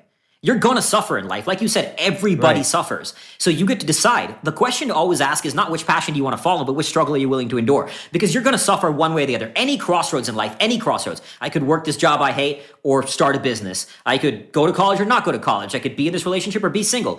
Every crossroads, one way or the other, whatever path you choose, there will be struggle. There will be suffering. So the question is asked is, which struggle are you willing to endure? You might as well seek it. Seek out a worthy struggle. It doesn't have to be running ultras or skiing across ice caps or climbing mountains. It could be building a business. It could be playing chess. It could be playing the guitar.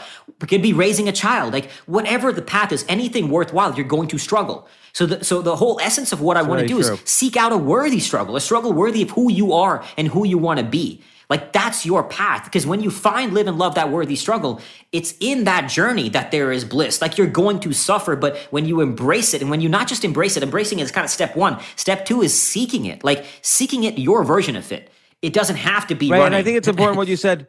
Like a worthy struggle, I think, is an important phrase, because obviously I could find suffering by going out right now and having sex with a bunch of crack whores and taking all sorts of drugs, and then my wife finding out about it and getting a divorce and disappointing my kids. That would be suffering too, but that's not a worthy suffering. Exactly. Like, is there virtue to that pain? Yeah. I mean, like, as an example, I used to cut myself when I was a kid. I was saying, I burnt myself, cut myself, do these horribly destructive things that were painful, but there was no virtue to that pain, It was not a worthy suffering. So now I do things that go through horrible pain. I was just climbing Denali like a few weeks ago, in brutal storms on the mountain, came back to Phoenix and got heat exhaustion on a run out there, So you suffer, but they're worthy sufferings. They're access points to enlightenment, Like I think a really profound example of this actually is, I spent 7 days in a darkness retreat about a year and a half ago. 7 days in pitch darkness, silence, and isolation, 24/7. You can't see your hand in front of you, darkness.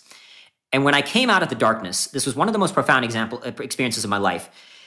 I remember open my eyes, came out of the darkness, and I was in tears, moved by the profundity of what the world looked like when I saw the world through those eyes. And I remember these two thoughts going through my mind. One was, I wish I could look at the world every day through these eyes. And two, and perhaps the more profound and powerful one was, in a very visceral way, I came to recognize that you cannot really see the light this way unless you have been in the dark. Like the way the world looked after 7 days in pitch darkness, it was awe-inspiring. And I had to go through dark to appreciate the light. And that's, of course, figurative for life as well. Now, this is a stupid question, but how did you eat during those 7 days?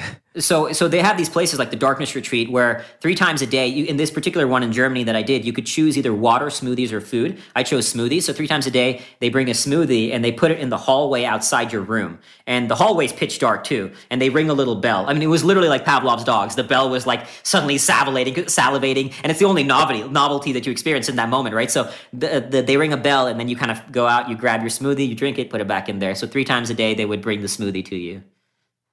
So there was no talking. It's all dark.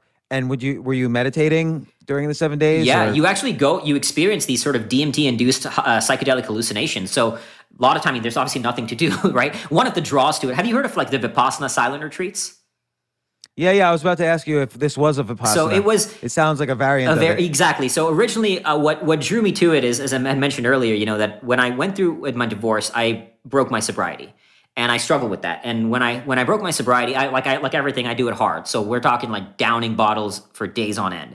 And so I realized, look, something's missing deeper within. And everything I was doing, there was still a great fear of stillness. So I wanted to confront that fear. So I started doing some research on Vipassanas. I didn't know Darkness Retreat was a thing. But when I stumbled into the concept of a Darkness Retreat, and that was far more appealing to me because in a Vipassana, you're silent, but you're still seeing the world. In darkness, and so when your eyes are open, when you're seeing the world, your mind has somewhere external to go. You can look and say, that's a wall, that's a door. Your consciousness has somewhere external to go and have conversation with the self about, right? Like these external forces. In darkness, you have nowhere external to go. And that's a deeply profound, intense, terrifying, but beautiful journey. So I'm doing a lot of time meditating, going within. I was actually journaling in the dark too. I was writing in my journal, and stuff that came through was profound. But these DMT-induced hallucinations were incredible. Like I remember 5 days into the darkness, I saw literally the brightest white light I've ever seen in my life. Blindingly bright. I was covering my eyes like this. I was touching my eyelids because I couldn't tell if they were open or closed. And I was like, I thought I was trying to cover my eyes, but I'm in a pitch dark room.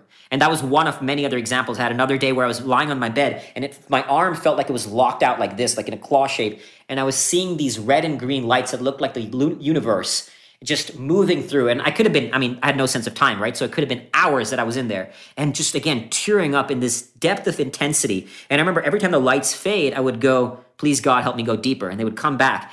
And then it felt like my arms were locked and I was lying there and it felt like I was moving left and right. Turns out, I didn't know this at the time, but the lady who runs the Darkness Retreat, I was telling her about my experiences. She told me what I experienced was the start of an astral projection, which was not intentional. And I still don't know, I don't know the truth of all that thing, but apparently that's what she said I experienced. But I just know that the profundity of some of these meditations, when you're sitting there, you're seeing these lights and you're finding, even coming out of the Darkness Retreat, when I would reread my own journal, I was moved to tears being like, this is, my book, Fearvana, I felt like I wrote. The Darkness Journal, it was like something coming through me, and rereading it, I was like, whoa. It was stuff that I got a lot from it about, and a lot of what I've been talking about, the darkness helped address this confronting this guilt of my life that, I remember right before going to the darkness, I did a 167-mile run across Liberia to help build a school out there. First day of the run, I was running through and this kid started running next to me, these 2 kids, Emmanuel and Blessing. And one kid wanted to go to med school, the other wanted to go to a vocational school, and they lived in this tiny village in Liberia. The odds of that actually happening were damn near zero. And I remember running the rest of this run. It was about a marathon a day for a week, so I was, I had a lot of time to run and think.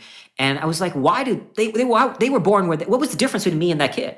I was born to a good family in India, and automatically by being born there, I am blessed with a million opportunities that kid does not get. And why does that happen, And I constantly felt this aching guilt about being happy because why do I right now, James, while you and me are having this conversation, there are people being killed. There are people who are slaves of sex trafficking. There are people in refugee camps. There is so much darkness and pain on earth. And I was always struggled that why do I get to be happy when this happens? And in the darkness, I processed a lot of that stuff and just really sort of surrender that, look, I don't have all the answers to this question. I'm one small being in the grand cosmos. I don't know why I get to be born here. I don't know why that kid was born there. But by the more happiness now to me is service fuel. Like if I'm joyful, it allows me to do the work better.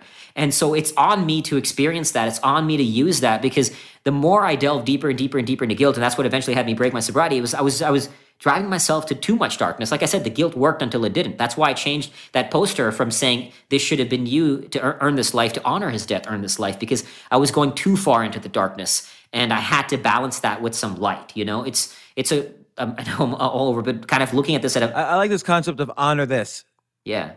Honor these experiences. Honor the people. Like this guy, Harold Kushner, who wrote this book, When Bad Things Happen to Good People, he put it beautifully. He said, the dead depend on us for their redemption and their immortality. And I love that quote. It's about I've lost like a lot of people on my journey, and I've come close to death. And now it's like honor their lives in how you live and who you choose to be every single day. So when you started making this switch, you're still kind of not indulging, but you're still seeking out these extreme experiences. What was the difference in quality of the outcome? The level of consciousness with which I was approaching it, I was no longer running away from my demons. I had faced my demons. I had confronted them. And it's not to say they ever disappear, but you learn to work with them. Now I was seeking it as a means of evolution. I was seeking it as a means of a greater enlightenment, a greater awakening. You know, what's that next great awakening? Because in order to attain the next stage of growth, you have to do something that you've never done before. You have to go into places you've never gone before. Otherwise, you're only going to get more of the same. So now I'm looking for that next awakening so I can bring that awakening to the world, to share. Going into these spaces gives me wisdom. Like the difference between knowledge and wisdom. Knowledge comes from books. Wisdom comes from experience, right? And that's my own way of putting it, not right or wrong about it. But wisdom comes from experience, so that I needed to gain the wisdom in order to be able to be a greater service. So that's what was having me look for these greater awakenings, going into the deeper, going from darkness retreats to climbing mountains to running for 24 hours to running across Liberia. And when you go into those places, again, you kept finding new things within, you know, because again, now I'm seeking instead of running. So that was the huge shift in consciousness. And also a big thing was when I started doing it from these new levels, I was now coming back and spending time reflecting on the journey. Because way when I first started doing outdoor sports, I was never coming back and reflecting. Now, like one of my mantras is stretch and reflect. So you stretch and you come back and reflect. And the reflecting piece, I think, is equally as important as the stretching piece, because you're gaining the wisdom, you're processing. What have I gained from this? What did I learn from this? What were the mistakes? What was the awakenings? How can I use those awakenings to honor this life that I have in service to something greater? So that was the big shift, you know. And also, you know, I had learned to make my demons work for me. And I'll give you a very concrete example of what I mean by that. So when I was doing my run across Liberia, I was on day 4 of the run. We were doing a marathon a day, so inevitably you're suffering a little bit. And day 4 of the run, I was about 17 miles in for that day, and my shin started killing me, just started aching. Something hit, and I stopped. I tried to massage it, put some cream on it. It wasn't going away. So now I started limping for about a mile and a half, battling not just the physical pain, but the psychological pain of knowing I still have a lot of miles left to go. And then, after about a mile and a half of walking, I start jogging. And then within minutes, I start sprinting, like booking it. And the whole time I'm saying things to myself like, remember Neil? It should have been you that died in the war instead of him. Look at the people around you. People are suffering all around you. Earn this life. If you quit now, you deserve a coward's death. Like saying these very dark things to myself, right? But those 5 miles I ran that day were the fastest 5 miles I ran the entire trip. So by confronting my demons, by bringing them to the surface, I had learned to use them and work with them. And Carl Jung, this is like one of my favorite quotes. Carl Jung puts it beautifully when he says, one does not become enlightened by imagining figures of light, but by making the darkness conscious. I love that quote also because so many people think, oh yeah, picture yourself surrounded in a beautiful white light and you're talking to God. Then it's like totally not how people learn anything. And it's not like I talked to myself that way the whole trip. There were other moments when I was in pure bliss, right? So it's about making the darkness conscious, because the light is easy. It's easier. It feels good. But we're so afraid to confront that darkness within ourselves. And we all got our demons. Everybody's got demons. Everybody's got divinity. I mean, this is like at a meta level, something I've been kind of hinting at. It's kind of Fearvana at a meta level. It's a concept that I call the paradox of singular duality. Eventually, it'll probably be my next book. And the idea of it is there's all these dualities in the human experience, right? Life and death, darkness and light, ego and humility, contentment and discontentment, fear and nirvana. And we often frame one side of the duality as bad. Fear is bad, the demons are bad, the darkness is bad, ego is bad, discontentment is bad. But the reality in life is, and why I call it the paradox of singular duality, is that these dualities can actually coexist as one, and they are in fact one. And it's only by recognizing the oneness that we can attain the next awakening. So the paradox is actually recognizing that the darkness and light can coexist, and I believe they must coexist. So discontentment and contentment can coexist. I can be content with who I am now, but discontent in knowing that I have a lot more further to go. Same thing with ego. Ego is not bad. Ego is whatever we make of it. Ego can be absolutely beautiful. So the idea is, and that's what Fearvana is at a meta level, is that it's about embracing all of life's dualities. And this is why I was talking about, this is how I kind of addressed a lot of my suffering and my guilt, is that I recognized that I was going too hard into suffering. So if you look at the duality of suffering and play on a spectrum, imagine like a scale, right? I was going ham into suffering and recognizing that I'm bringing suffering into every area of my life. So what I did to address that problem, I went hard into play. I started being more playful, dancing to myself, doing silly things, being more playful. Now, look, I'm always going to be somebody who's going to lean to the spectrum of the edge of suffering, clearly, with what I still do. But by going hard into the edge of play, I got new insights, I got new awakenings that I could not get if I stay in the space of suffering, because I was only good. Like what? What's an example of play and the lessons you've got from it? So, like as an example, it was a retreat once, and at the break between every retreat, they would do these kind of playful things like hula hoops and dancing and playing these silly water games. I would completely bail when that shit would go down. Like, I'm going to do burpees, I'm going to suffer, right? Like, forget about that playful nonsense. Until a friend of mine would come drag me when she recognized, and we were talking about this, she would drag me, and so it started to play. I started to bring lightness. I started to recognize that, like, ease and comfort are not bad things. And that sounds really weird, but I had developed, just like a lot of people have a discomfort with the word suffering, we have a negative association with it. I literally had developed a negative association to fun, to ease, to comfort. I remember once I was running and I saw this sign that said 5K fun run. And literally, James, like not even a conscious response, a subconscious, visceral response of disgust at the idea that you could do a fun run. Running's only meant for suffering. So by going hard into play, I recognized that, look, this is absurd. Like the fact that you have developed a negative association with ease and comfort is clearly causing you problems. Ease is not bad. Comfort is not bad. Again, it needs to be balanced with discomfort, but you can embrace it. So practicing more ease, like I can take rest. I can have fun runs. And that was the thing I would do. I remember I would do runs listening to freaking like Backstreet Boys and kind of like dancing, smiling, and not every run had to be an exercise in suffering, So I was able to bring play into my pursuits as well as also balance stress with recovery, because it's all that duality, Like as an example is I was really good at training, like suffering, but I was horrible at doing the recovery work because again, that was the ease, that was the comfort. So I would never do stretching. I would never do the recovery work. I would just want to suffer. And that clearly was a problem. It caused me injuries, So by embracing ease, by embracing comfort, I could look at life didn't always have to be this burden of suffering. I could find ease in my pursuits. I could balance it with recovery. What about so a lot of your suffering is related to physical activity, but what about psychological suffering? Like, let's say, having money problems or having relationship problems. And that's a common form of suffering, and people even kill themselves over it.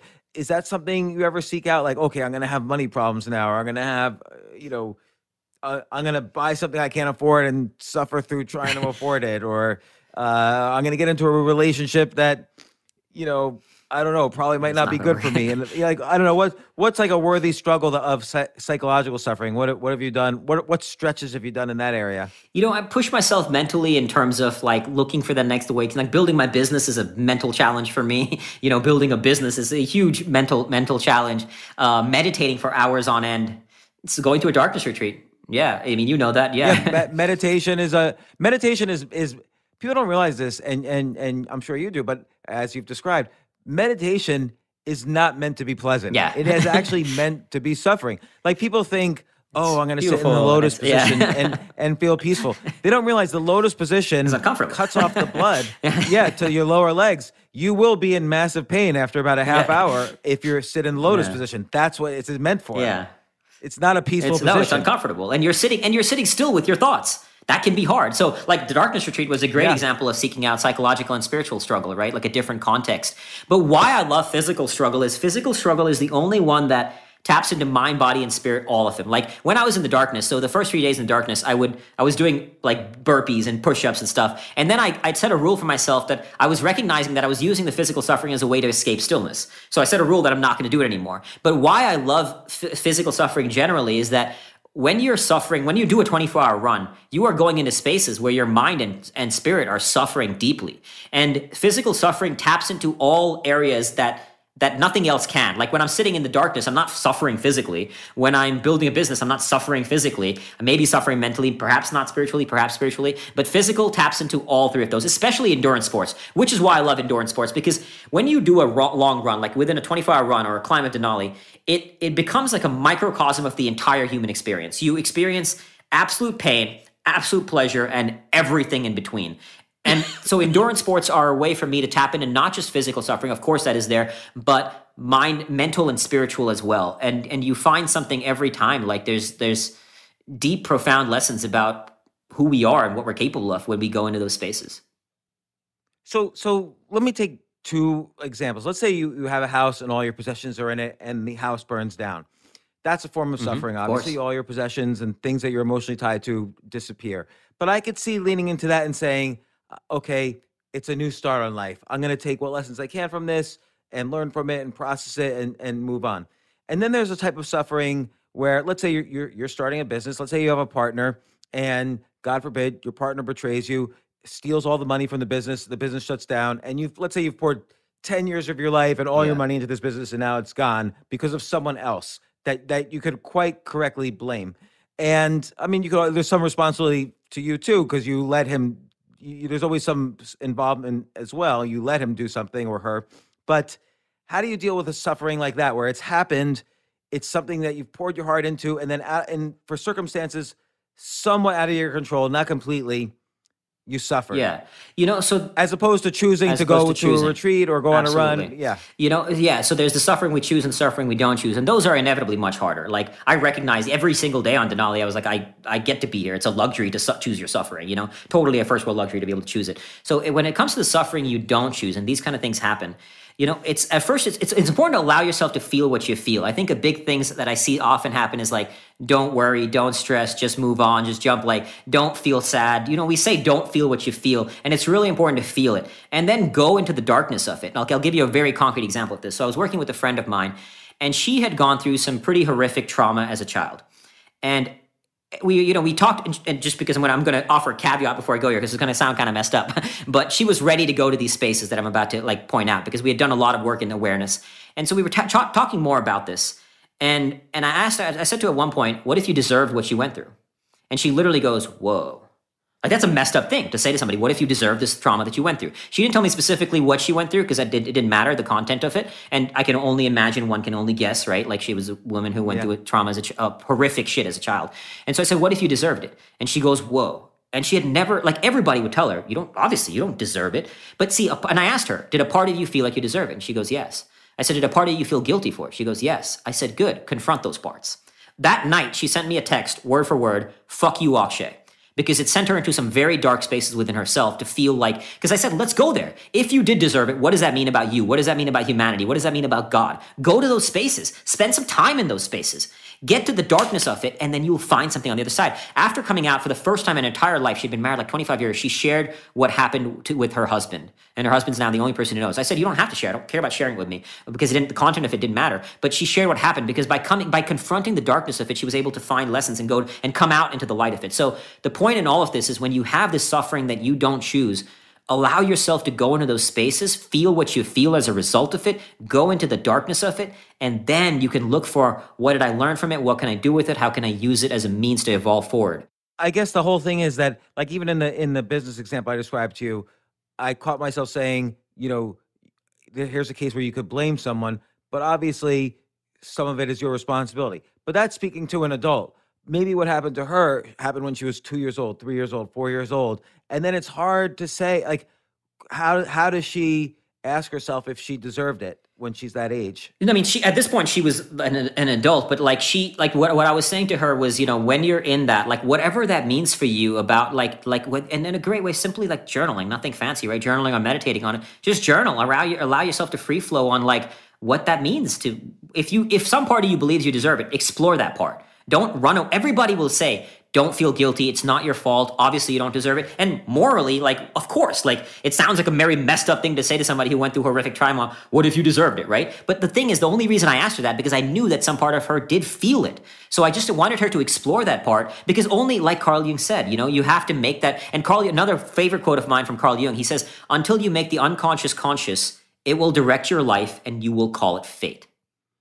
So okay, and I agree with that in a lot of contexts. I'm trying to understand in this context. Yeah. Let's say I was molested as a 4-year-old, and now I want to say to myself, because I've been taught my whole life that, or my whole adult life since I started confronting this, that I didn't deserve such a bad thing, and whatever. And now I'm trying to think, how do I say I deserve this? What would my thought process be like this? Like, how would I say I deserved it and then learn from that? So just to be clear, like, if you don't feel like you deserve it, then you don't have to go there. I'm not saying because I knew some part of her felt like she deserved it, I wanted her to go there. If you don't feel it, don't go there. Like, that's not, I'm not saying you have to feel like you deserved it. I just knew that some part of her did. And it turns out it did. Like, when I asked her, did some part of you feel like you deserve it? She said yes. So all I'm saying is, whatever the parts are, like as an example, if something has happened to you, you know, often we'll say, okay, just forgive. And I'm not saying forgiveness is bad, forgive them. But if you feel rage, feel that rage. Allow yourself to go into the expression of that rage. Let's say in the business example. So not even something as extreme. This business partner took all your business and you're feeling like this rage around it.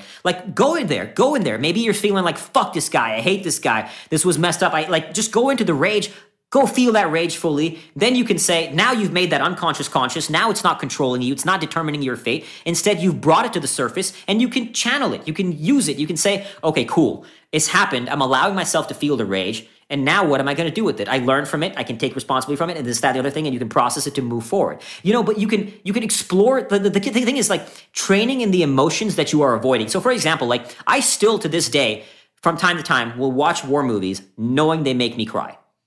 I do that because I like tapping into the raw intensity of that emotion, and I still want to stay in that space just so that whatever guilt may be buried there, I'm going to bring it to the surface from time to time, be with it, and so like, cool, okay, I got it. And the intensity of it has power, you know? So whatever that emotion, again, it doesn't have to be deserving it. Like, the key thing is just allowing yourself to stay present in the dark. I'll give you another example.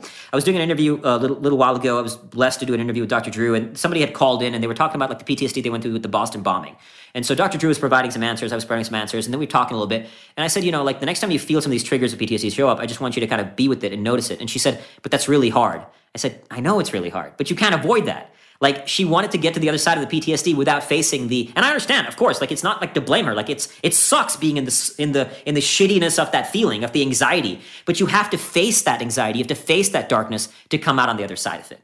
Okay, so let's take the rage example though. Like, I have people I think about where, let's say something happened or I felt betrayed or whatever, where I still feel like rage, and I don't like to feel it, and you know, I mean, I literally think like the worst things about these people. And how do I come back from that? Like, so I accept the fact that I'm enraged, but it's not like all day, every day, but might be like a few moments every other day. I flash to this. How do I grow from this? How do I learn from this? Yeah, you know, you can use, and this sounds like a lot of people don't resonate because it sounds really dark. It sounds really messed up. But like, look, like, the point is, again, that we all have the darkness. So you can use the rage. Like, let's say somebody wronged you, this business partner, and you're like, I fucking hate this guy, right? Like, you're feeling this rage. You can now use it. I'm going to show you. I'm going to prove to you, like, that you messed up by leaving me. I've built this empire, and you're going to wish that you were still with me, you know, like, screw you. Like, sometimes, like, let's say I was reaching out to a podcast and they said no to me. I'm like, you're going to rue the day that you said no to me. You're going to be calling me one day, right? And that shit's dark. You don't live in that. So in your case, you're not going to live in the rage, but you allow yourself to feel it without thinking it's wrong. The problem, like, the key thing here is you don't judge it. You feel, because a lot of us judge that rage. We think it's, oh, I shouldn't feel that. Like, that's wrong, right? Like, it's messed up to think that about this person. Like you said, you might think, I wish that person died. And you're like, oh, I shouldn't feel that. Like, that's wrong. It's messed up. No, feel it. Like, we have the demons. Because if you don't allow yourself to feel it, it's going to, like, it's part of you. That subconscious, as Carl Jung said, right? The unconscious will direct your life. So feel it, then say, okay, cool. I'm going to feel it. I'm going to allow myself the thought to go there. But you know what? That's not who I'm choosing to be in the grand scheme of things. So I have dark thoughts. You have dark thoughts. We all have it. But I don't let darkness consume me. I live my life in service of trying to do something good. But that doesn't mean darkness is not there, right? So the thing is, like I was saying earlier, right? Like this is the key. I think this summarizes it beautifully, is that we are not our thoughts. We're not our feelings. We're not our experiences. We are the thinker of our thoughts, the feeler of our feelings, the experiencer of our experiences. So the key is you can have a thought but not become that thought. Right? You have the thought of darkness. I feel it. I don't judge it. I don't feel wrong for feeling it. I allow it to feel what it feels, but that's not who I am in the grand scheme of things. I use my darkness as an access point to light.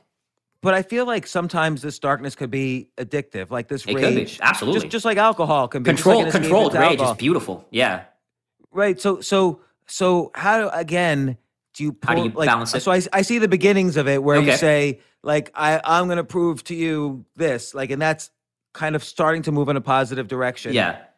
But what's the next step after that? Like how do you move beyond the rage essentially? And maybe you don't, but what's the next step positively? So if it is, let's use an example of rage.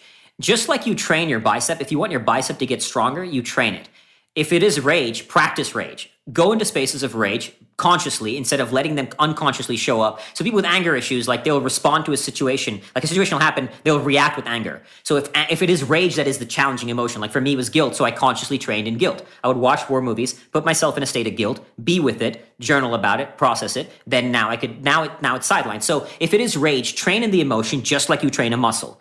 Train that emotion by consciously putting yourself in experiences of rage, and then you balance it, coming back to the contrast of duality. If it is dark, you practice light. So if you notice that rage is consuming you, let's just say in your example, every day I'm feeling this brutal rage for this person who betrayed my business, right? Every day it's showing up all the damn time.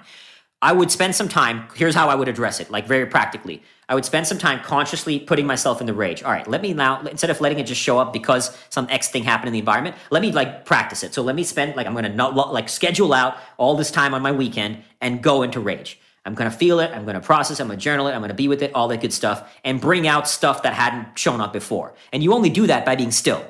So meditate, journaling is, you have to practice stillness because often we distract ourselves from our emotions, from our thoughts, doing, all the ways we distract ourselves, right? So practice stillness, be with it, then now balance it with the duality of light. So if you note, once you allow yourself to feel it, now that darkness is coming into the conscious, it's no longer controlling you. So that in and of itself will be very therapeutic. It'll be very cathartic. You'll find some lessons there. And then now you balance it with light. So every time it shows up, you anchor it to different thought of light. Like, okay, this happened. Now I'm here to serve. Like in my case, like my darkness of guilt, I'm here to use it as an expression, to earn this life, to be of service, to be of value, to use my life to make a difference for others, right? To balance it with light. And it's the same thing with light. If somebody's too far in the light, they're avoiding the darkness. Like I have a friend who said, never trust somebody who's all light, because they're just bearing their darkness. So it's all the duality. Play on the edge of the duality. If, like I was mentioning the example of suffering and play, I was too hard on suffering, so I went into play. So if you're too hard into rage, go on the other edge of that. If you're too hard in the darkness, go on the other edge of that. And you have to consciously do it.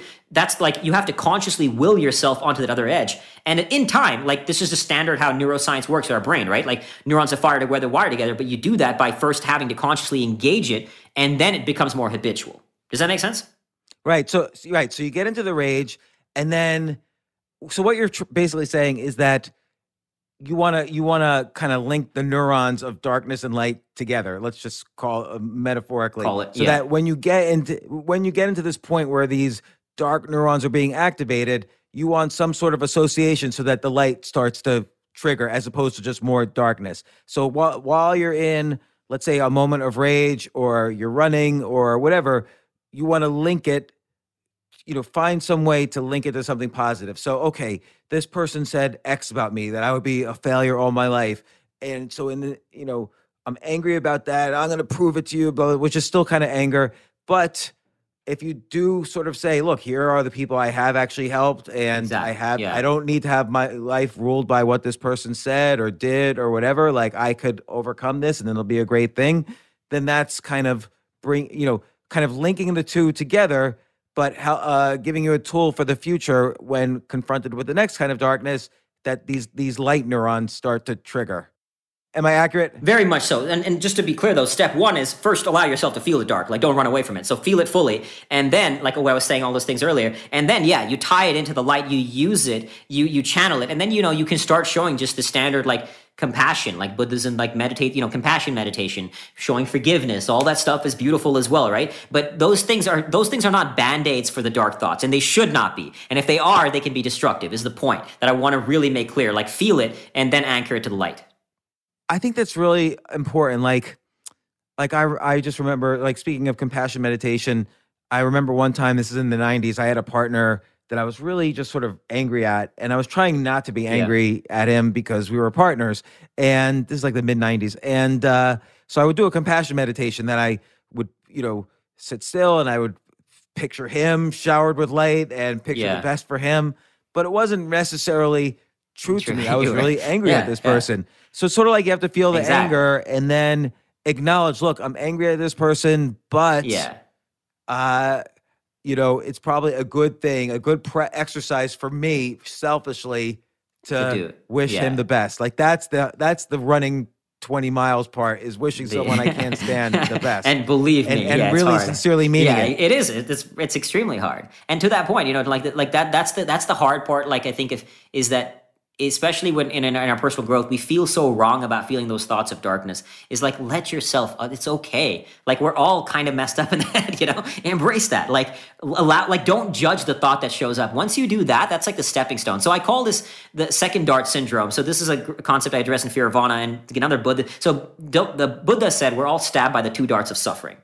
The first dart is the one we don't control. So let's say, for example, I stub my toe against a door. The first dart is the pain in my toe. The second dart is when I start saying things like, God hates me, this door's stupid, why does bad things happen to me? And we go down this rabbit hole of thoughts. So when it comes to emotion and thoughts, we don't control most of what happens in our brain anyway. Neuroscience has shown this. Like right now, James, if I'm sitting in this room with you, somebody comes in here with a gun, I'm not choosing to feel fear. My brain's going to respond with fear. That's a response I didn't choose. So the first dart is the response we don't choose. It's the thought, it's the feeling. The second dart is what we do with it. And if we judge it, we go deeper into the downward spiral of what I call second dart syndrome. So you always want to be present to those second darts of like, okay, cool. Like, and even no matter how fucked up thought this thought is, I deserve this trauma. That's a fucked up thought to feel, right? No matter how dark that thought is, feel it, be with it. Then you decide what you do with the second dart of it. But those first darts, let them go where they go. Our mind sends us places that's crazy sometimes. So when you were hitting bottom with the alcohol and you came back to your wife and you were feeling so ashamed, was the shame the second dart? And this is I love that you brought this up. So there's a fine line between distinguishing what the first and second dart is, and it's often not worth even wondering what the first dart is. What matters is when you become conscious of it, everything beyond that is the second dart, right? So was the shame the first dart or the second dart? Perhaps it was the first. Like if shame, in that point, shame is a very valid emotion to feel, right? Like I felt shameful. Now I could beat myself up for shameful. I could hold on to that shame. And so I could say I'm feeling shameful, but I'm not gonna respond. I'm not gonna let that shame dictate me, right? Like, okay, I'm feeling it. Now what am I gonna do with it? So when it comes to the first and second darts, like you don't need to go too deep into like what's the first, what's the second. Just recognize that everything that's showing up is because thought patterns flow. Like there's a neuroscientist, Dr. Rick Hansen. He wrote this great book called Buddha's Brain, where he says like one dart. Oh yeah, I've read that. Fantastic book. So you're aware. Where he talks about these second darts, and he said the second darts often lead to further second darts. So we all have patterns. Neurons that wire together, right? So we have these patterns, and these patterns of thoughts will show up. So you'll have one thought that automatically leads to another thought. It's just like a road just goes from A to B to Z. Like that's how your thought construct goes. But as soon as you become aware of it, as soon as consciousness steps in, and this is why you have to train it. Like the battle for how you talk to yourself is relentless, and you have to be relentless if you want to change those patterns. If you want to stop going from A to B to A, B, C, D, like just that pattern, and go from A to Z instead, then you have to be conscious, step in with awareness, and now say, okay, wait, hold up. These are all just the darts happening without my control. I don't control this chaotic mess that's happening in my brain. But what can I do now with it, right? Like I'm going to stop judging it. I'm going to decide, okay, cool. I'm feeling the fear. I'm feeling the anxiety. I'm feeling the guilt. I'm feeling this darkness, whatever it may be. Now I can reflect on it. I can use it. I can channel it and take it into purposeful action. And when you take some purposeful action, that's when you start rewiring the brain. You do that by changing the pre-programmed pattern. Right? So in my book, I talk about, let's go to the example of the analogies. Like imagine a sled going down the hill. The more it goes down a hill, the deeper that track gets in the snow. And then you now have a huge track in the snow. So in order to change it, you have to consciously lift the sled and change the track in the snow. So we have to consciously change the pattern in order to stop going down the same like spiral of second darts that we go down. Wow. So tell me what's next in your path? What's new ways you're choosing the suffering? The next, other than like building, so the Fearvana brand, I want to like the whole vision for the Fearvana brand, which is in many ways a greater suffering than the expeditions, which I'll get to here in a second. But building the Fearvana brand, we're like kind of like the Virgin model is what I want to follow. So like how brands have built a bunch of different arms under Virgin, we want to create like Fearvana Fitness, Fearvana Festivals, Fearvana Retreats, Fearvana Foods, Fearvana, a whole ecosystem under Fearvana, but staying in the umbrella of well-being. So that's one. Dating, again, now that I'm single, dating absolutely terrifies me, James. That's more scary than skiing in Antarctica or climbing mountains. So being proactive about meeting somebody now that I'm single. And then expedition-wise, I'm training for a 40-day expedition to the South Pole, followed immediately by a climb of Mount Vincent later this year, and then an expedition to the North Pole and some polar expeditions, all within from November through March of this year. I'll be spending about 2 months in Antarctica. So that's going to be pretty daunting, minus 40 degrees, brutal storms, skiing to the South Pole. How will you keep track of your business while you're 2 months in Antarctica? I am working on, it's not there yet, I'm working on basically building the systems around it. Because my long-term vision is that I am not kind of, again, like how Richard Branson did, is that I don't want to be running my businesses. I want people in the different arms, and I want to be the face of the brand doing what I do best, which is these extreme adventures. And I love like being on shows like yours, sharing the Fearvana journey, sharing, and doing that, like being the front stage of it and having other people run it. So I'm not there yet, but I'm working towards that point. So even when I was in Denali for 3 weeks, just like literally a few weeks ago, I was there 3 weeks in Denali, it was managed. We figured out some gaps for sure in the system, but learning that how to build a system around it that people will run the Fearvana universe, and I'll be doing what I do best. Like if I had to label myself with one word, it would like one category, it would be adventurer first, entrepreneur second, not the other way around. So the adventure thing is what drives me, whether it be exploring like nature or doing like experiences in post-conflict zones like Liberia. Exploring humanity and nature at its most extreme is what lights me up.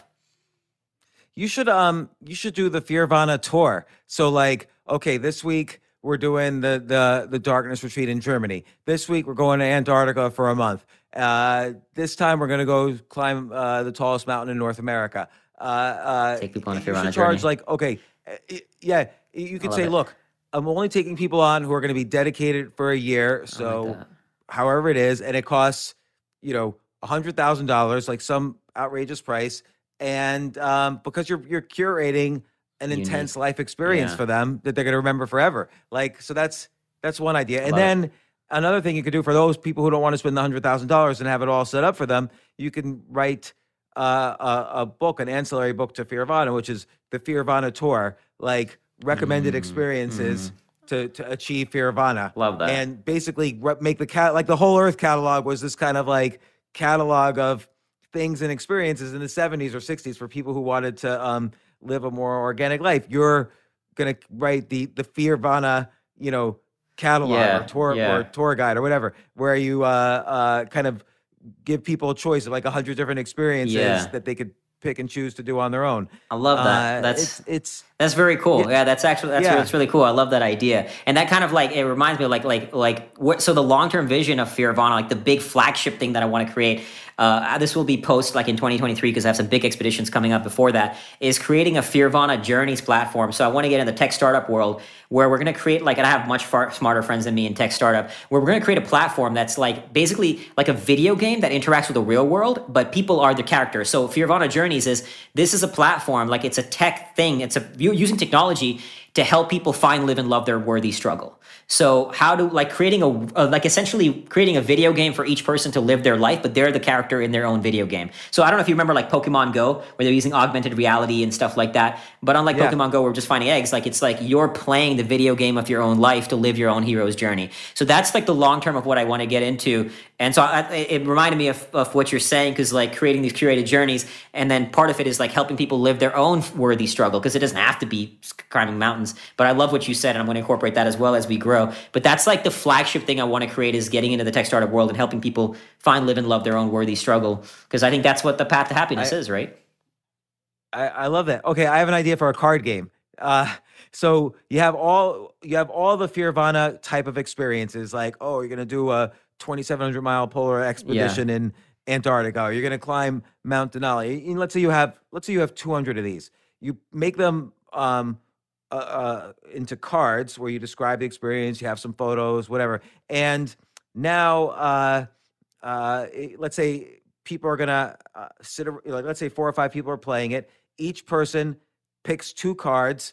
They then have to privately write down which experience they're more afraid of, and then everyone has to vote which experience they think their friend will be most afraid of. If they vote wrong, he gets a point and they lose points. And if they vote right, everyone who voted right gets a point. And that could just be kind of a fun card game, but also teach people about the Fearvana experience. Yeah, I love that. Yeah, it reminds me of those games like I can't remember what they're called. Like there's one like the memes. Cards against the humanity. Yeah, that's right. Where you have to pick, like that kind of stuff. Exactly. I love that idea to explore people's fears and play Fearvana. These are awesome, James. All of these. I love it. I'm gonna I love the idea of curating journeys that like epic journeys. You take people around the world and just because the bond that you form, the camaraderie that forms in these kind of experiences, and then create a card game to help people like explore their own fears. That's really cool. Thank you, James. This is good stuff. Yeah, and you got me thinking too. Like, this is not anywhere near in your category of intense experience or fear or whatever. But I'm very bad. And again, this is going to sound almost simplistic. Like everyone listening to this is like, "Oh, James is so stupid for bringing this up." But I'm very bad at calling people back, and then the second dart hits me, I feel guilty, and I never call them back after that, and I've lost touch with people because of that, because it just cycles into shame and despair, and I'm afraid. And so it reminds me, like, one suffering I could do that I could choose is not going to Antarctica, but simply calling someone back who I'm terrified what they're going to say to me once I call them back. So I love it. And just like experiencing I that. would love for you So to I'm trying to take think it of like on. more psychological ones, because I'm not really a runner. I mean, I know people who say that should then be runners to challenge that, but I do other things. I've suffered enough, and I do other things to suffer. But that's something that I have to deal with. That my fear of awkwardness there, and what people are going to think of me. I'd love for you to take that on, and I'd love to hear how that goes and what you get from it. Yeah, it reminds me, I once did a podcast, this is like 6 years ago. I did a podcast with Noah Kagan, and he said, right after this podcast, go to a local Starbucks, offer a coffee, some chips, whatever, and right when they're ringing you up, say, "Hey, can I have 10% off?" And if they ask you, "Why do you want 10% off?" just say, "I just want 10% off. Can I have it?" And that's something that feels very awkward to people. And the first time I did it, it felt awkward to me. But now I gotten so used to it, because I do this on a regular basis now. A, sometimes it works on significant amounts of money. And B, it's just like a fun way to get rid of that awkwardness. And again, it's not running an ultra marathon. It's not. No, but it's all beautiful going to experiences. war. Yeah, to face your fears, to face that awkwardness. So yeah, you should totally call one person after this call, James, that you've been avoiding, and face that. And see what and see what happens. All right, I'm gonna do it. Okay. I will do it and write it up. Yeah, but keep me posted. Akshay Nanavati, your book Fearvana, touted not only by Seth Godin but by His Holiness the Dalai Lama, and a lot of your other people who have the quotes on the back of the book. It's like a who's who of people who've been on my podcast. So and Jordan Harbinger, who has an excellent podcast, the Jordan Harbinger Show. He introduced us, so shout out to Jordan. He's a great guy, great podcaster, and look, I learned so much, and you've really been through a lot, and I hope the audience benefits from well. And where can people keep track of your experiences? You can find me on Instagram at Fearvana. The book, as you mentioned, is unavailable on Amazon, Kindle, and paperback. And all the profits go to charity and beautiful causes we support. And then Fearvana.com, you can find me where I share my adventures, and I also got some trainings on there on how I master my self-dialogue and go deeper into that when I'm deep in the pain cave. So just some tools to help people navigate the respective struggles we face. So yeah, Fearvana on all the social medias, and the book's available on Amazon. Excellent. And it's a great cover. Who did your cover? My publisher. I can't take credit for it, so I can openly say with no ego that it was awesome. I take no credit for it because it was amazing. I really loved it. This is like the best cover I've ever seen a publisher do. It's really great. Thank you. I was very blessed. They did a great job. Yeah, I was very blessed. And you have like an unbelievably high star rating. You're on Amazon. Like almost everybody's giving you 5 stars. And happy to make a difference. Yeah. And I like how you relate it to neuroscience and show that this is not just your theories, but like it's backed by hardcore science. Yeah. So did a lot of research. Yeah. So great. Well, Akshay, you're once a guest, always a guest. So you're always welcome back on the Thank you so podcast much, anytime James. you want to share some stories. And good luck on all your journeys in the future. Will you be reachable by email when you're in Antarctica? Actually, I'll be posting posting updates from the ice cap. For sure. I'm still figuring out the tech to do it, but there is a way to do it, and I'm going to be doing it for sure. So posting updates while I'm out there. So I will be excellent. having access. Well, good luck. And thank you, my friend. Thank you so much for having me. Yeah, no, you've been a great guest. This has been a fun podcast. Thanks so much for coming Appreciate you.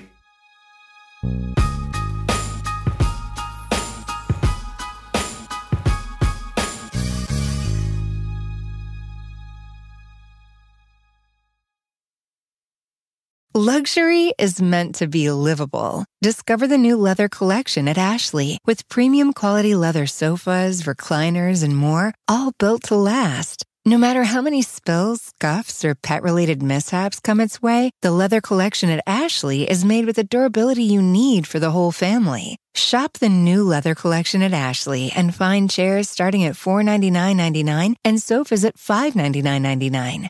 Ashley, for the love of home.